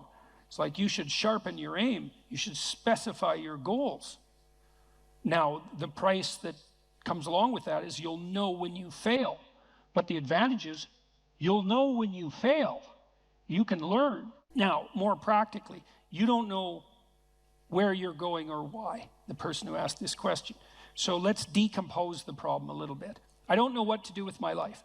Well, that's a pretty vague problem, because your life that's a big, complex, multidimensional thing, and the probability that you're going to be able to formulate an answer to the question, what's the meaning of my life, is pretty much zero. Because, well, what do you want, a one-sentence answer? Like, it's a one-sentence question. You think there's a one-sentence answer? That's not helpful. And so what I often did practically in my clinical practice, and this is useful to know, especially if you're a bit lost, is, well, where do people generally derive their sense of meaning? And it's not that complicated to figure that out. And this is also a conservative perspective in some sense. Well, most people need or want an intimate relationship and some family interaction. Maybe that's children, maybe it's with your parents or your siblings, but zero family interaction is generally not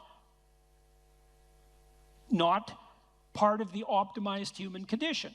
Most of us would like to have a friend or two. We need a job or a career to keep body and soul together, but also so that we're in harness and we can pull against a weight that in a noble and productive and generous manner. We perhaps need to be engaged in something creatively. We have to take care of ourselves mentally and physically. We should adopt some civic responsibility. We need to protect ourselves against major sources of hedonistic and impulsive temptation. There's 8 things. It's like, well, pursue one of them. Start there. You know, when I dealt with my clients who were depressed, unhappy, let's say, the first thing I would do with them is walk them through that analytic process. It's like, do you have anything in place in any of these domains? Sometimes I had people who were doing pretty good in all 8 areas and were still unhappy. Those people were depressed, technically. right? Because their lives were actually in pretty good order, but they were miserable. There was something wrong with them. They were ill in some way that was lowering their mood, destroying their positive emotion. Other people would be batting 0 on all 8 fronts. Like, they weren't depressed, they just had terrible lives.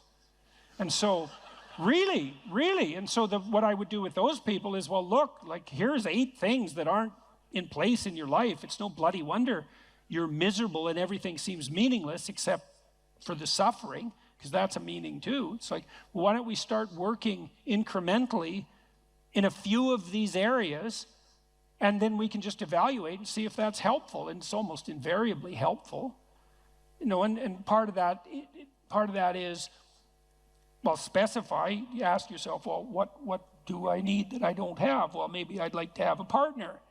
Okay, well, I can't just leap from not having a partner to being happily married in one fell swoop. There's intervening steps. One of the things I used to do with my clients who were lonesome is say, well, look, have you tried online dating? No, I'm too afraid. It's like, well, no wonder you're afraid of it. You have your reasons. But we could start small. It's like, why don't you write out a dating profile? Don't post it. Just go online one of these sites and write out a profile. Who are you? What do you have to offer? And what do you want? Think it through, write it out. Come up with a coherent story about, a coherent representation about who you are. And then figure out what you want and see how that works. We can play that through. And then maybe when you develop that in a manner that feels solid to you and reliable and genuine, and you've also developed a vision of the person that you're trying to attract, that would help you feel confident in your happiness. If you actually met that person, well, then you're ready to go. Launch it on the site and talk to the person. You know, first maybe it's just text, and then maybe it's coffee, and you know, there's incremental ways of doing this, and you can do that with all of those 8 domains. It's like, get yourself a life. And if you're firing on all cylinders in all 8 dimensions and you're still depressed, and this is a specific answer to the person formulating this question, if you're still unhappy, you should probably go see someone, because you're probably sick. You know, if you've got all of those, if you have all that skill and you have all those relationships and activities in place, and you still are suffering an excess of anxiety and pain and insufficient hope and motivation, it's highly probable that something's afflicting you that's in the nature of an illness. But if you have none of those things, it's like, well, it's no wonder you're miserable. Misery is the default human condition in the absence of sustaining meaning, just like hunger is the default condition in the absence of food. And you need productive engagement, productive, generous, reciprocal engagement, in order to provide you with the genuine meaning that sustains you in life. And the pathway, a lot of the pathway to that is pretty pragmatic and practical. You got no friends? That's likely a problem. You're a creative person, you have no creative outlet? That's not going to work out for you. No, you're lonesome because you don't have an intimate relationship? That's a source of pain. Those things have to be rectified, and you can do that incrementally, and that works. So that's a practical pathway to incremental improvement. And one of the things that's cool about that, because you might be thinking, oh my God, this is hopeless. I don't have any of those 8 things. I might as well just end it all tonight. It's like, and people certainly think that, you know, and I'm not making light of it. One of the things that's very much worth knowing is that a lot of positive emotion is dependent technically on the observation, on your personal observation that you're moving towards a valued goal. See, not that you've attained the goal. So imagine that you're in your hopeless situation and you decide, well, I'm going to work on the relationship front. Now you develop a vision of what a relationship might be like, and you posit that as a promised land, let's say, and then you differentiate that so you can make incremental steps forward, and the incremental steps are small enough so that you actually take them. As soon as you start to take them and you observe yourself moving forward in relationship to that goal, then first of all, you'll be stabilized on the anxiety front because now you have a purpose that's finite and defined. And second, you have positive emotion because you experience positive emotion in relationship to observing yourself move towards a valued goal. So right away, you don't have to attain the goal in order to be meaningfully engaged. You just have to be on the pathway forward. And so you can benefit from this almost immediately. And if you want to do something practical, I have a program online at selfauthoring.com called Future Authoring that helps people develop a vision on these 8 different dimensions, along these 8 different dimensions that I just outlined. And you could go and do that, do it badly, because you're not going to get it perfect anyways, and then get humble enough to make the incremental steps small enough so someone as useless as you might actually do them, and then away you go. And that works out. We used this program, for example, we had students in 3 universities, but I'll talk about one, vocational college in Canada. We had all the students who were going to this vocational college. We divided them into 2 groups. They either wrote for 90 minutes about what they had done in the last 2 weeks in their life, or they wrote for 90 minutes about their vision across these dimensions that I described. They didn't have any training, no warning, except that they knew they were going to participate in the study, and no one even reviewed what they wrote. And we dropped the dropout rate of those students by 50% in the first year. All they needed was a compelling vision, and that's what we all need. We all need a compelling vision. We're visionary creatures in the literal sense. We need a compelling vision, and one of the things our society does very badly is to encourage people, is to let people know that they are visionaries and to encourage them to develop for themselves a compelling vision. It's very sad that we don't do that, especially because if you do that with people, the results are spectacular and immediate. And one of the things that's been heart-rending, I would say, for both of us, going around the world talking to people, is people frequently stop me on the street and say, the story is in some sense archetypal, although the details vary in interesting ways.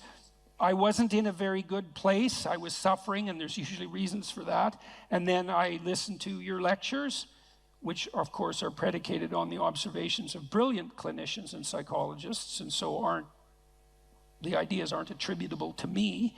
They're just great ideas.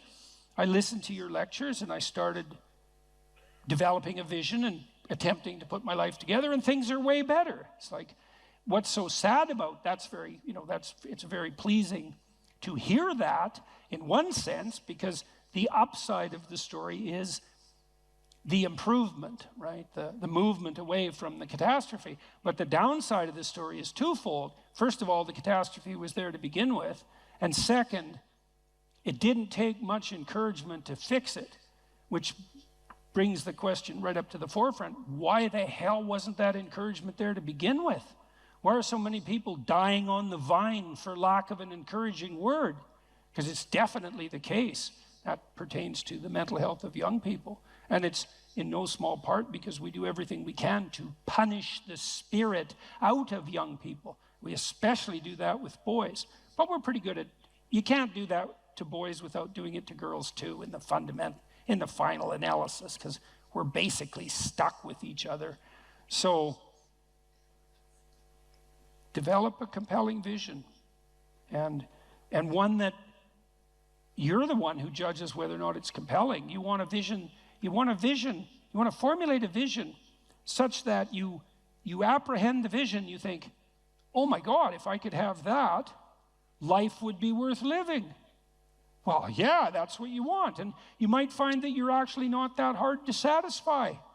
That what would satisfy you, fill you with hope, stabilize you psychologically, is actually within your grasp. And certainly my experience on the clinical front was that was the case. One of the things I loved about being a clinician, I really loved this, was that generally, my clients who were genuinely aiming up, because not all of them were, but most of them were, the ones who were genuinely aiming up made rapid progress. And it was extremely engaging and entertaining to work with them on that. You know, we'd set goals. I want to triple my salary in 3 years. That was fun. It's like, okay, that sounds like a war. How might you do that?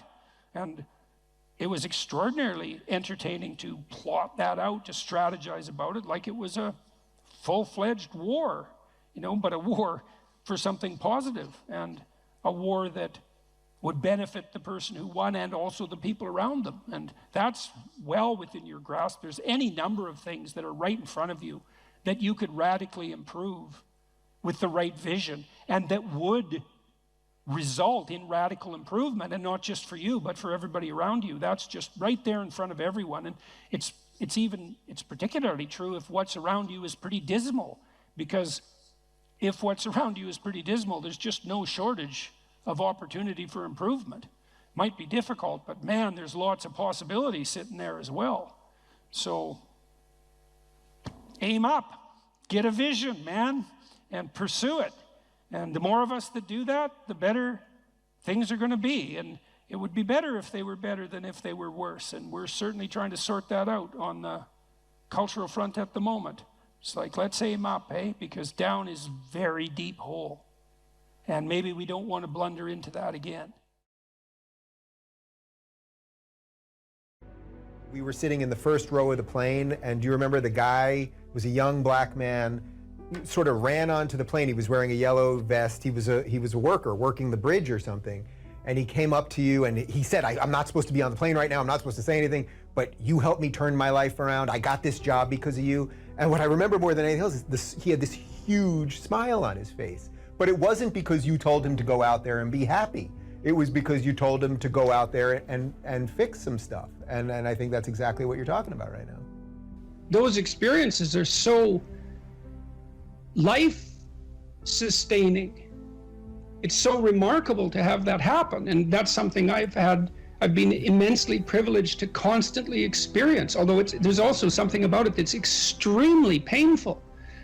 You know, the magnitude of that joy is sort of proportional to the obstacles it had to overcome while it was attempting to manifest itself. You know, and one of the things I'm sure you saw on the tour, and I don't know how this affected you, was the depth of hunger for encouragement that exists everywhere, as far as I can tell. And everyone wants to be appreciated when they bring their best to the table. That's why the current assault on merit is so unbelievably brutal, because it will deny everyone the right to be appreciated for being their best. And well, you might ask, well, when does the best become your enemy? And that's easy. It's when you flee from it.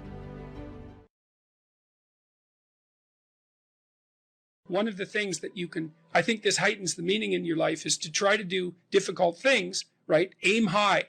Don't aim so damn high you can't manage it, and make sure you break down your aims into reasonably attainable sub-goals. But you want to aim high, and then you want to see how hyper efficient you can get.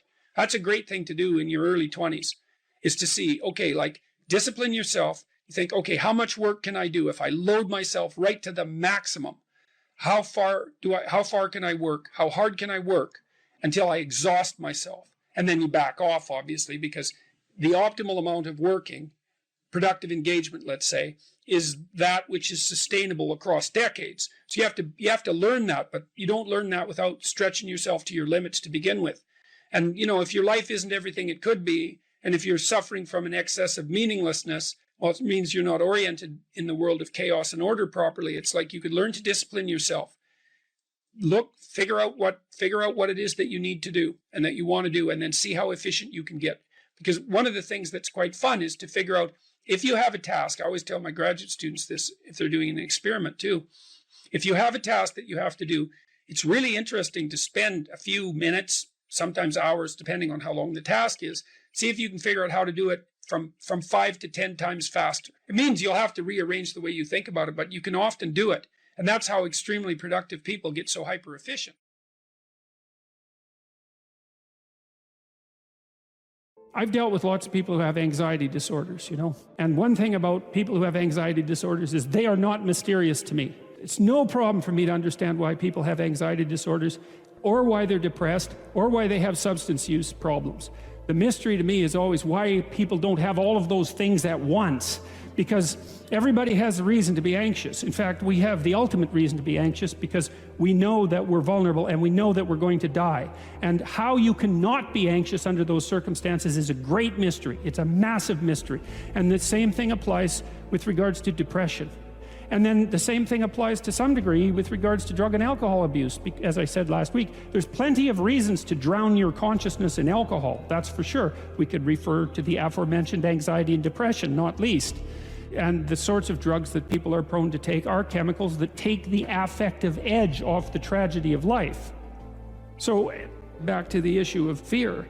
Abraham is self-conscious, that's what this commentary says, but the thing is he moves forward despite that. He's self-conscious and he knows the danger, but he moves forward despite that. And that's actually the appropriate response in the face of actual non-naive understanding of what constitutes life. Like if you're naive and you move forward, it's like, well, what the hell do you know? You know, there's no courage in naivety because you don't know what there is to stop you. You don't know what dangers you might apprehend. But to be aware of what it is that your problem is, so to be alert existentially, let's say, or to be fully self-conscious means that you're perfectly aware of your limitations and how you might be hurt. And then to make the decision to move forward into the unknown and the land of the stranger. Anyways, I would say that's one of the secrets to a good life. And I can say that really without fear of contradiction, I would say, because the clinical literature on this is very, very, very clear. What you do with people who are afraid, and to some degree depressed, but certainly anxious, is you lay out what they're anxious about, first of all, in detail. What is it that you're afraid of? What might happen?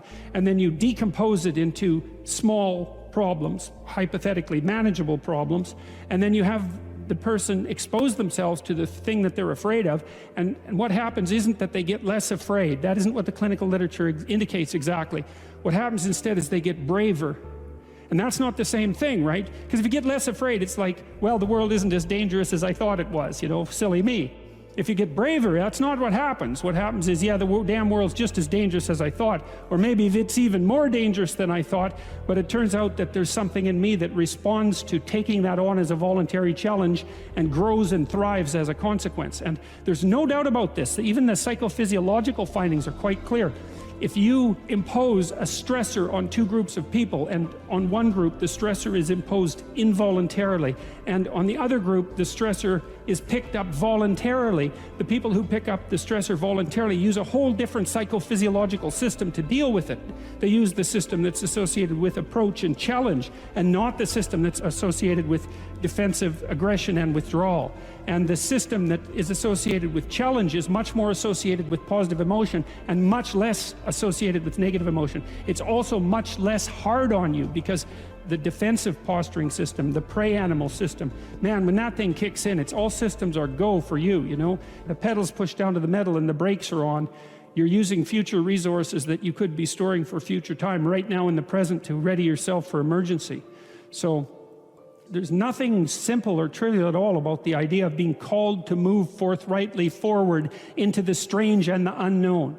And there's a real adventure that's associated with that, right? So that's an exciting thing, which is part of the reason why people travel. And then also to see yourself as the sort of creature that can do that, is willing to do that on a habitual basis, is also the right kind of tonic for, I hate this word, for your self-esteem.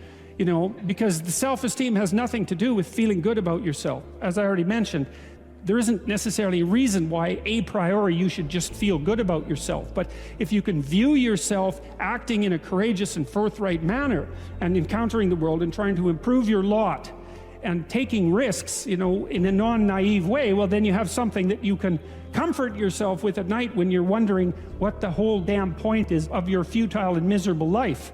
And that's necessary because it's often the case that you wake up at 4 in the morning, or at least sometimes the case that you wake up at 4 in the morning when things haven't been going that well and wonder just what the hell the point is of your futile and miserable life. You have to have something real to set against that. It can't be just rationalizations about how, you know, you're a valuable person among others, even though that's true. That's not good enough.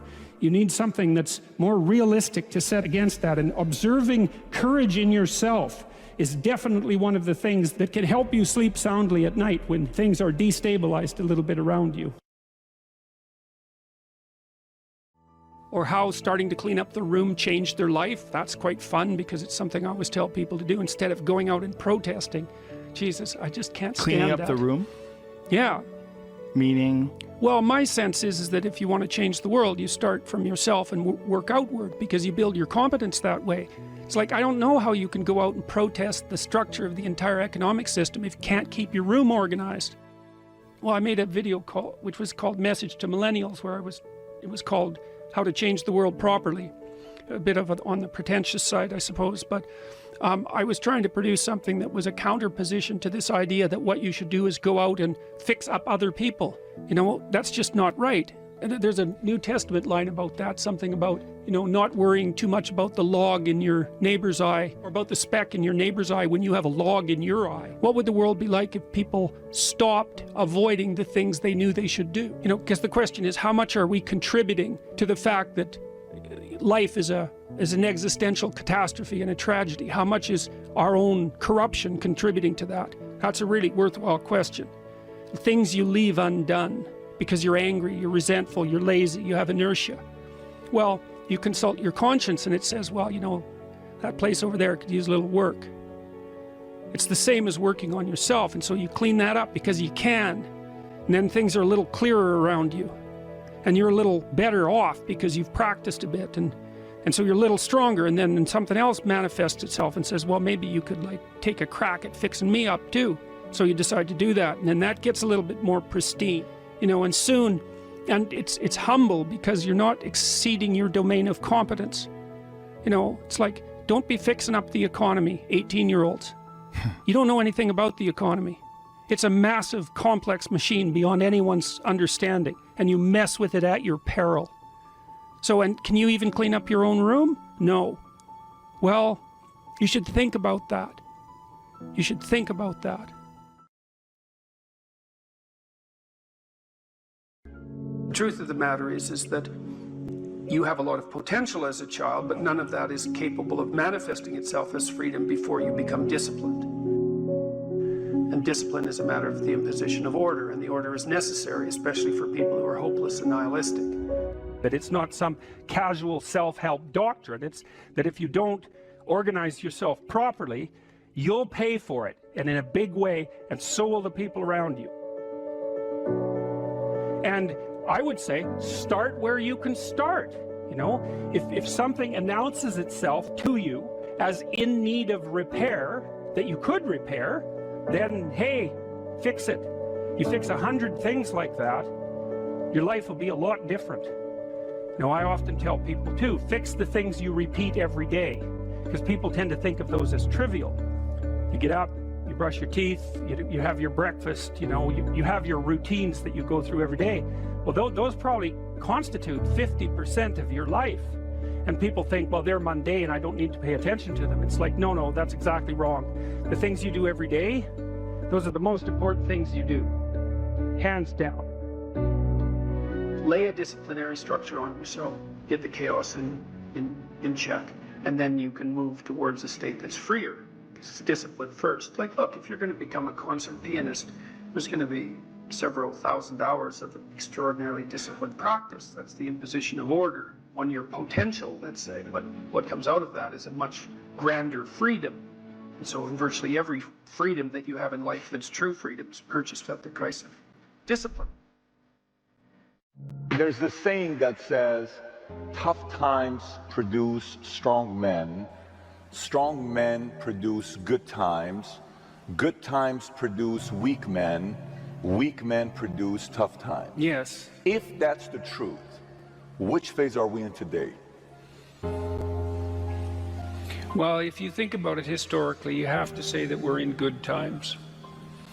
I mean, that doesn't mean everything about the current times are good, and of course life is always tenuous and difficult, but it's 1919. If you go back 100 years ago, imagine what the last 5 years would have been like, right? You would have been, the entire world was encapsulated in a terrible war. The trench warfare was absolutely brutal, and that was a 5-year period, and then that was followed by the Spanish influenza, which killed 120 million people. And you know, so I'd rather be here now than there then by a substantial margin. And I think life is never easy, even under relatively positive conditions. But I would say that, speaking on a global level, there's never been a better time for the majority of people to be alive.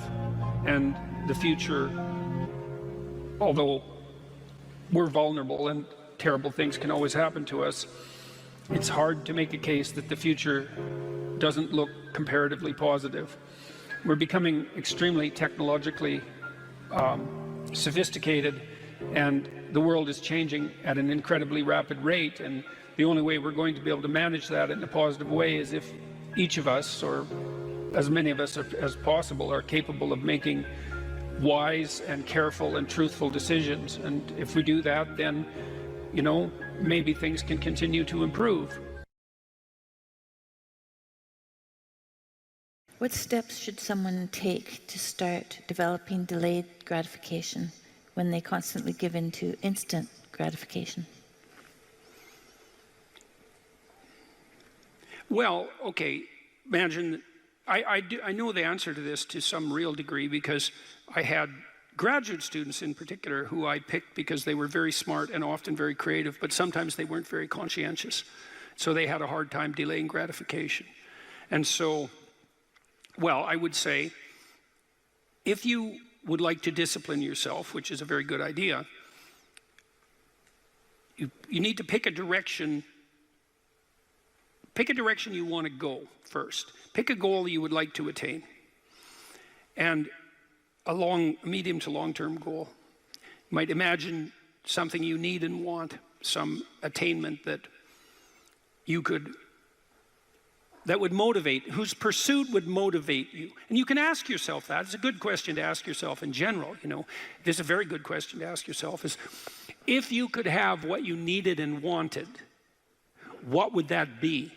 And that's a meditative question. You don't want to force an answer out of yourself. You want to ask yourself that like you would ask someone else. If I could have what I wanted, what would that look like? And you can ask yourself that in a more differentiated way. If I could have the relationship that I needed and wanted, if I could have the friendships, if I could have the job or career, if I could have the educational pathway, if I could adopt civic responsibility in an optimized manner, if I could engage in some creative enterprise,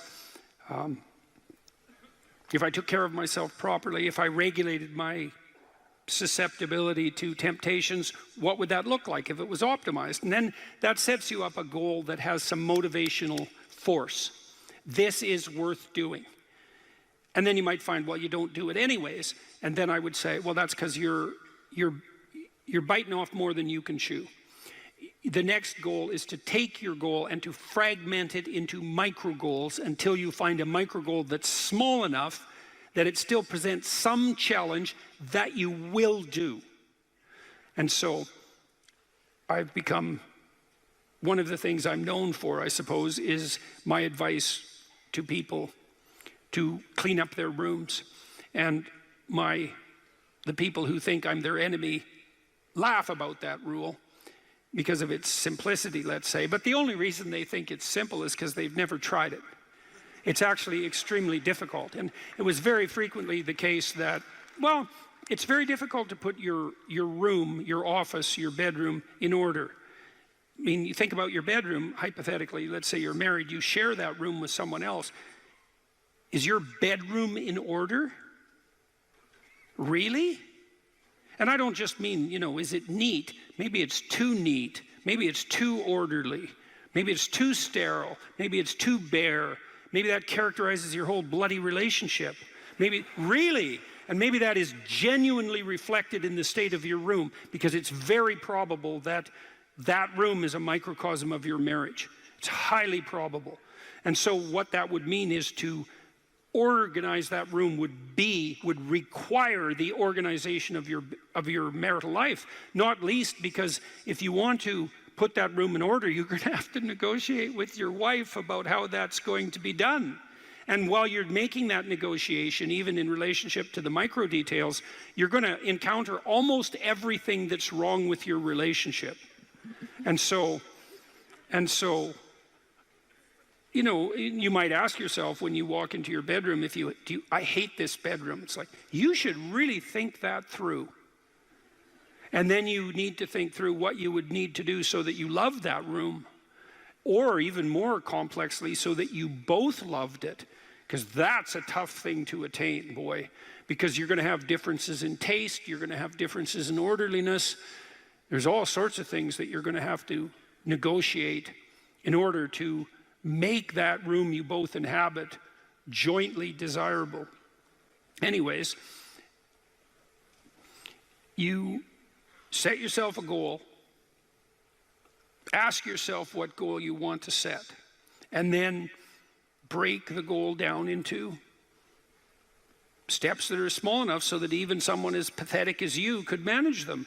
And that requires a tremendous humility. I know it was frequently the case, for example, with my clients, that I would do an analysis of their situation in life, and let's say, just for the sake of argument, that someone was 30, living at home, in the bedroom they grew up in high school, in a complete bloody state of disorder, both moral and practical. And one of the relatively simple steps that we might agree upon with regards to moving forward is the person might think, well, you know, I'm 30, I'm really immature, I haven't taken any responsibility for my life, my mother still makes my bed and cleans up after me. It's like, well, why don't you just start with that, you know, because you're not going to just fix your life. Why don't you just try to clean up your room like you're a mature 14-year-old instead of a dreadfully dismal 30-year-old.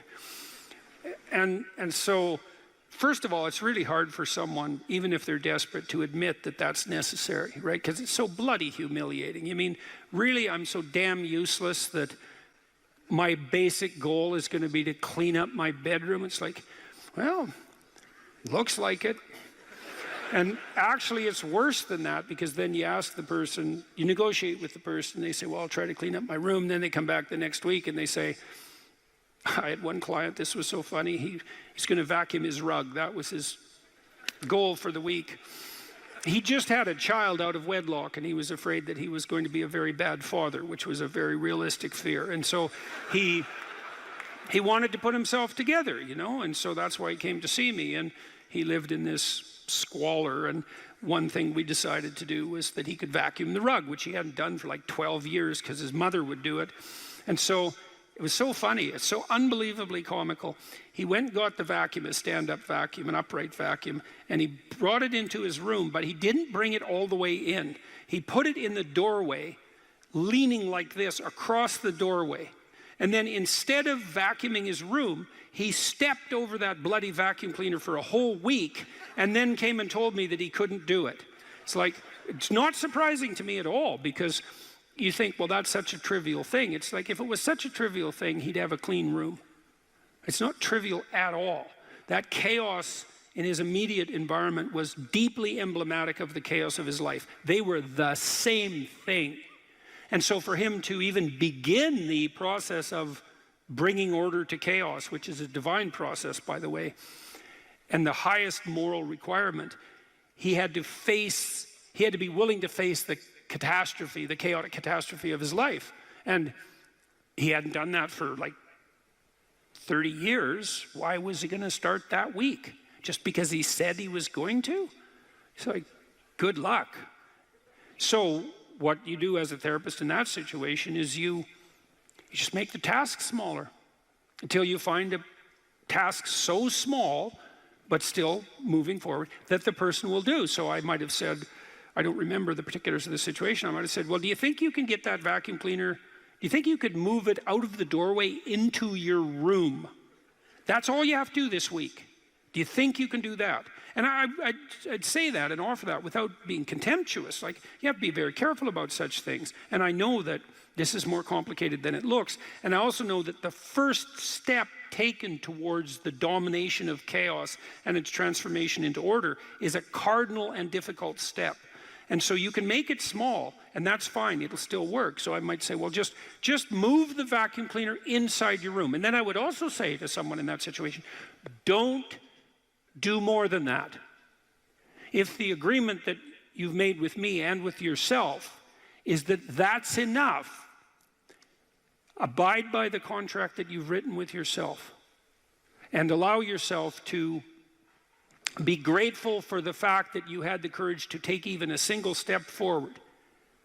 And don't push your bloody luck, because maybe you'll have a brief fit and vacuum the whole rug, and then you'll be so annoyed at how you've destabilized your entire life that you'll redouble your attempts to make a mess, and the place will be more like hell than ever for 2 months.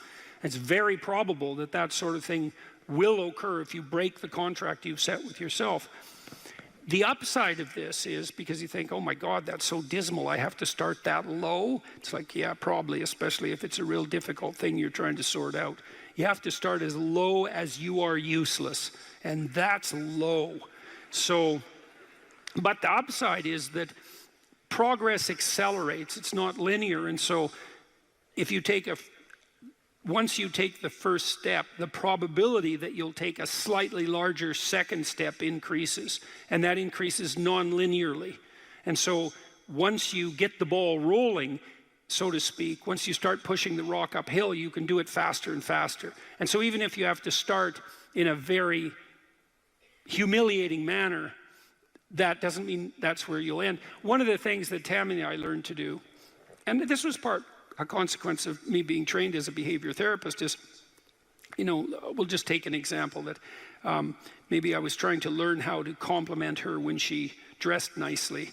And maybe the fact that I wasn't good at that was manifest in the fact that she'd put some effort into her dress, and then I wouldn't respond in the appropriate manner, and that would dishearten her. And I don't particularly remember that exactly happening, but it'll be a perfectly reasonable example. And so then she would be displeased. And then the question would be, well, is she displeased because I'm too stupid to offer a proper compliment? Or is she displeased because she's so needy and lacking confidence that she needs a compliment that would go beyond the ordinary? And the answer is, what the hell do we know? Could be one or the other or both. And so what's a possible solution to that? And one possible solution would be, okay, if you do put some effort into your appearance, or I do, we could reverse the situation, but if you put some effort into your appearance, and you would like to hear from me exactly the words that would reward you for doing that and provide you with the confidence to attempt it again in the future, what would those words be? You look good without a beard, dear. Thank you. You're welcome. Yeah. Very funny. Very funny. And so, and then you can say, well, if you tell me those words, I will repeat them back to you.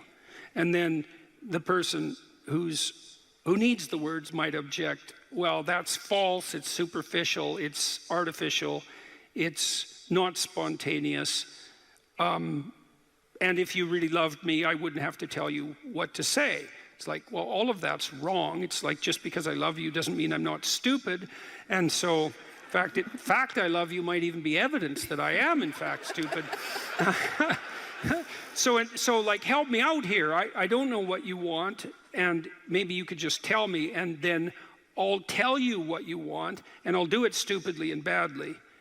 But I'll be slightly better at it the next time, and maybe if you let me practice 50 times, stupidly and badly, I'll get reasonably good at it, and then that's something that we'll be both good at for the rest of our lives. And that's something worth knowing. You know, if you imagine you're upset with your partner because they haven't delivered something to you, whatever it is that you want, and then there's two questions that arises, right? Are you just like immature and greedy and self-centered, or are they useless and incapable of delivering? And neither of you know, and you have to sort that out. And then you also, as the injured party, let's say, might regard it as a moral necessity on your part to indicate to your partner exactly what you want, is to tell them. Like, it looks to me like if you did this or said this, then that would satisfy me. And then you might say, well, is that reasonable? Do you feel that it would be reasonable for you to offer that? Would you be willing to offer that? Am I pushing you too far? Those are all things that have to be sorted out. And then you can practice that, and you can practice that with the resolution of every dispute that emerges. If you're willing to take to yourself the responsibility of communicating to your partner your conditions for satisfaction. It means you have to admit them to yourself too, which is also very difficult. And then you can help your partner take stupid incremental steps forward, in the direction that you'd like to see expand, and then you can get better at that. And it's unbelievably useful. You can get better at how you have dinner together, or breakfast or lunch. Those things repeat every day, so they're very important. You can get better at how you greet each other when you come home. You can get better at the routine that you fall into, let's say, when you go to bed at night or when you wake up in the morning. All these things that repeat, because that's your life, the things that repeat. You can conceptualize how you might like them to be ordered if they were undertaken in an optimal manner, and you can start incrementally moving forward to that. And you can do that by communicating what you need and want, and by carefully rewarding your partner for taking the appropriate incremental steps forward. And so if you're trying to discipline yourself, you make a goal, you break it down into micro goals, and you implement the micro goals and reward yourself for doing so. And if you do that reliably and you make that a practice, that you'll become more disciplined across time, and you'll move towards the fulfillment of your goals. And that's practically how that's the practical guide for success on that front. Let's say you want to become who you could be in the fullest sense. So let's say you're someone who's going to solve some serious problems. Okay, the first thing you have to do is admit to the seriousness of the problems. That's no joke. And so the first thing is just the terror of the problem itself. And that's enough to paralyze you, right? And that's the Hydra, that's the Gorgon with the head of snakes. It'll paralyze you and turn you to stone. That's the basilisk in the Harry Potter series. Mm-hmm. You look at it and it turns you to stone, and lurks underneath everything, right? And it's malevolence and tragedy. And so there's that. And then the next is, well, you're going to take responsibility for that? You're really going to do that, are you? That's a hell of a load, man. And so it's daunting to even consider that. And then there's the discipline and responsibility that necessitates, which is also daunting. It's like, oh my God, the problem's that serious. I'm really going to have to get my act together in order to not contribute to it, much less solve it. And so the problem is terrible, and then the solution is daunting. But the upside of that is like, well, there isn't anything better to have than a problem that's worth solving, like that's really worth solving, right? And so the more of that you take on, the more you have a reason to get out of bed in the morning, no matter what. Like, I'm getting up, I'm trudging forward. Doesn't matter what I'm suffering from. I've got things that need to be done. They're necessary. And that gives you that sense of purpose that is the antidote to bitterness. Okay, well, let's say you want your life to be meaningful. It's like, okay, then what you do matters. It actually matters.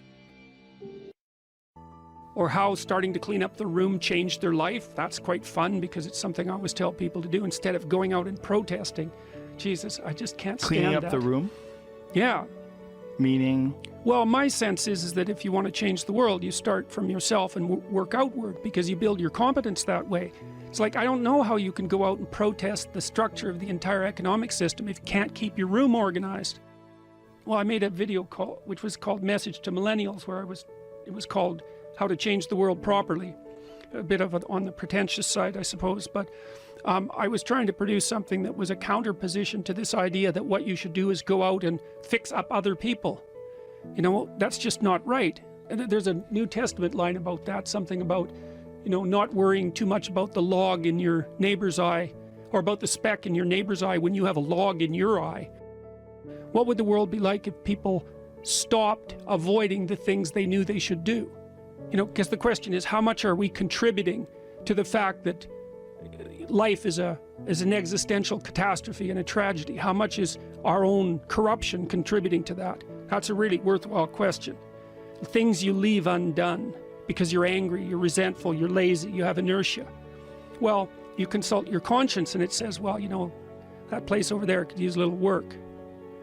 It's the same as working on yourself, and so you clean that up because you can, and then things are a little clearer around you, and you're a little better off because you've practiced a bit, and so you're a little stronger, and then something else manifests itself and says, well, maybe you could like take a crack at fixing me up too. So you decide to do that, and then that gets a little bit more pristine, you know, and soon, and it's humble because you're not exceeding your domain of competence. You know, it's like, don't be fixing up the economy, 18-year-olds. You don't know anything about the economy. It's a massive, complex machine beyond anyone's understanding, and you mess with it at your peril.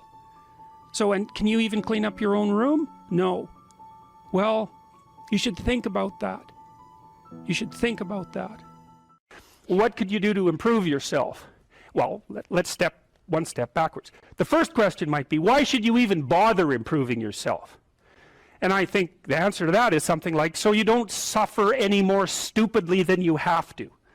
And maybe so others don't have to either. It's something like that. You know, like there's a real injunction at the bottom of it. It's not some casual self-help doctrine. It's that if you don't organize yourself properly, you'll pay for it, and in a big way, and so will the people around you. Now, and you could say, well, I don't care about that, but that's actually not true. You actually do care about that, because if you're in pain, you will care about it.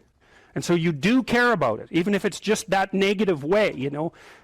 It's very rare that you can find someone who's in excruciating pain who would ever say, well, it would be no better if I was out of this. It's sort of, pain is one of those things that brings the idea that it would be better if it didn't exist along with it. It's incontrovertible. So you get your act together so that there isn't any more stupid pain around you than necessary. Well, so then the question might be, well, how would you go about getting your act together? And the answer to that, and this is a phenomenological idea too, it's something like, look around for something that bothers you and see if you can fix it.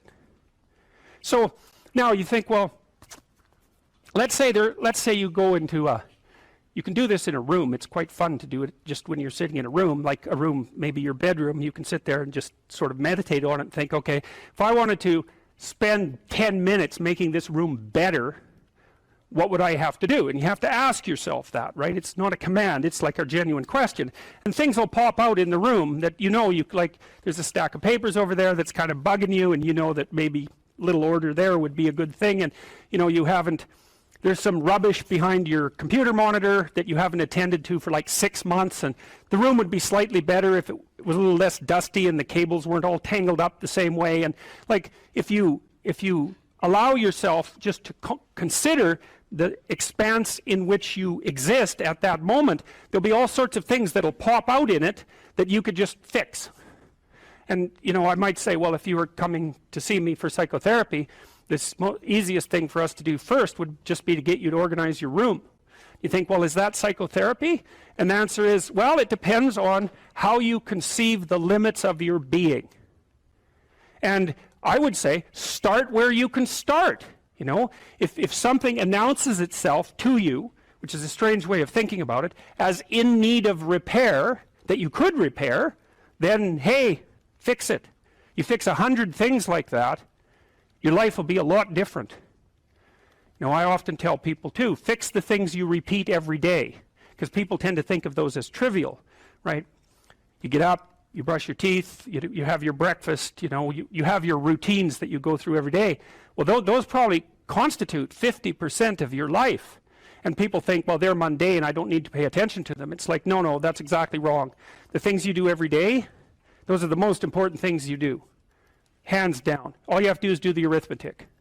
You figure it out right away. So 100 adjustments to your broader domain of being, and there's a lot less rubbish, and there's a lot less rubbish around, and a lot fewer traps for you to step into. And so that's in keeping with Jung's idea about erasing once you've got your mind and your emotions together, and once you're acting that out, then you can extend what you're willing to consider yourself and start fixing up the things that are part of your broader extent. Now, sometimes you don't know how to do that, so you might say, imagine you're walking down Bloor Street and there's this guy who's like alcoholic and schizophrenic and has been on the streets for 10 years. He sort of stumbles towards you and, you know, incoherently mutters something. That's a problem. And it would be good if you could fix it, but you haven't got a clue about how to fix that. You just walk around that and go find something that you could fix, because if you muck about in that, not only is it unlikely that you'll help that person, it's very likely that you'll get hurt yourself. So, you know, just because while you're experiencing things announce themselves as in need of repair doesn't mean that it's you right then and there that should repair them. You have to have some humility. You know, you don't walk up to a helicopter that isn't working and just start tinkering away with it. You have to stay within your domain of competence. But most of the time, if people look at their lives, you know, it's a very interesting thing to do. I like the idea of the room, because you can do that at the drop of a hat. You know, you go back to where you live and sit down and think, okay, I'm going to make this place better for half an hour. What should I do? And you have to ask, and things will just pop up like mad. And it's partly because your mind is a very strange thing. As soon as you give it a name, a genuine aim, it'll reconfigure the world in keeping with that aim. That's actually how you see to begin with. And so if you set it a task, especially, you have to be genuine about it, which is why you have to bring your thoughts and emotions together, and then you have to get them in your body so you're acting consistently. You have to be genuine about the aim, but once you aim, the world will reconfigure itself around that aim, which is very strange. And it's technically true. You know, the best example of that, you have all seen this video where you watch the basketballs being tossed back and forth between members of the white team versus the black team, and while you're doing that, a gorilla walks up into the middle of the video and you don't see it. It's like, you know, if you thought about that experiment for about 5 years, that would be about the right amount of time to spend thinking about it, because what it shows you is that you see what you aim at. And that, man, if you can get one thing through your head as a consequence of even being in university, that would be a good one. You see what you aim at. And so, because one inference you might draw from that is, be careful what you aim at, right? What you aim at determines the way the world manifests itself to you. And so if the world is manifesting itself in a very negative way, one thing to ask is, are you aiming at the right thing? Now, you know, I'm not trying to reduce everybody's problems to an improper aim. People get cut off at the knees for all sorts of reasons. You know, they get sick, they have accidents. There's a random element to being, that's for sure. And so you don't want to take anything, even that particular phrase, too far. You want to bind it with the fact that random things do happen to people. But it's still a great thing to ask.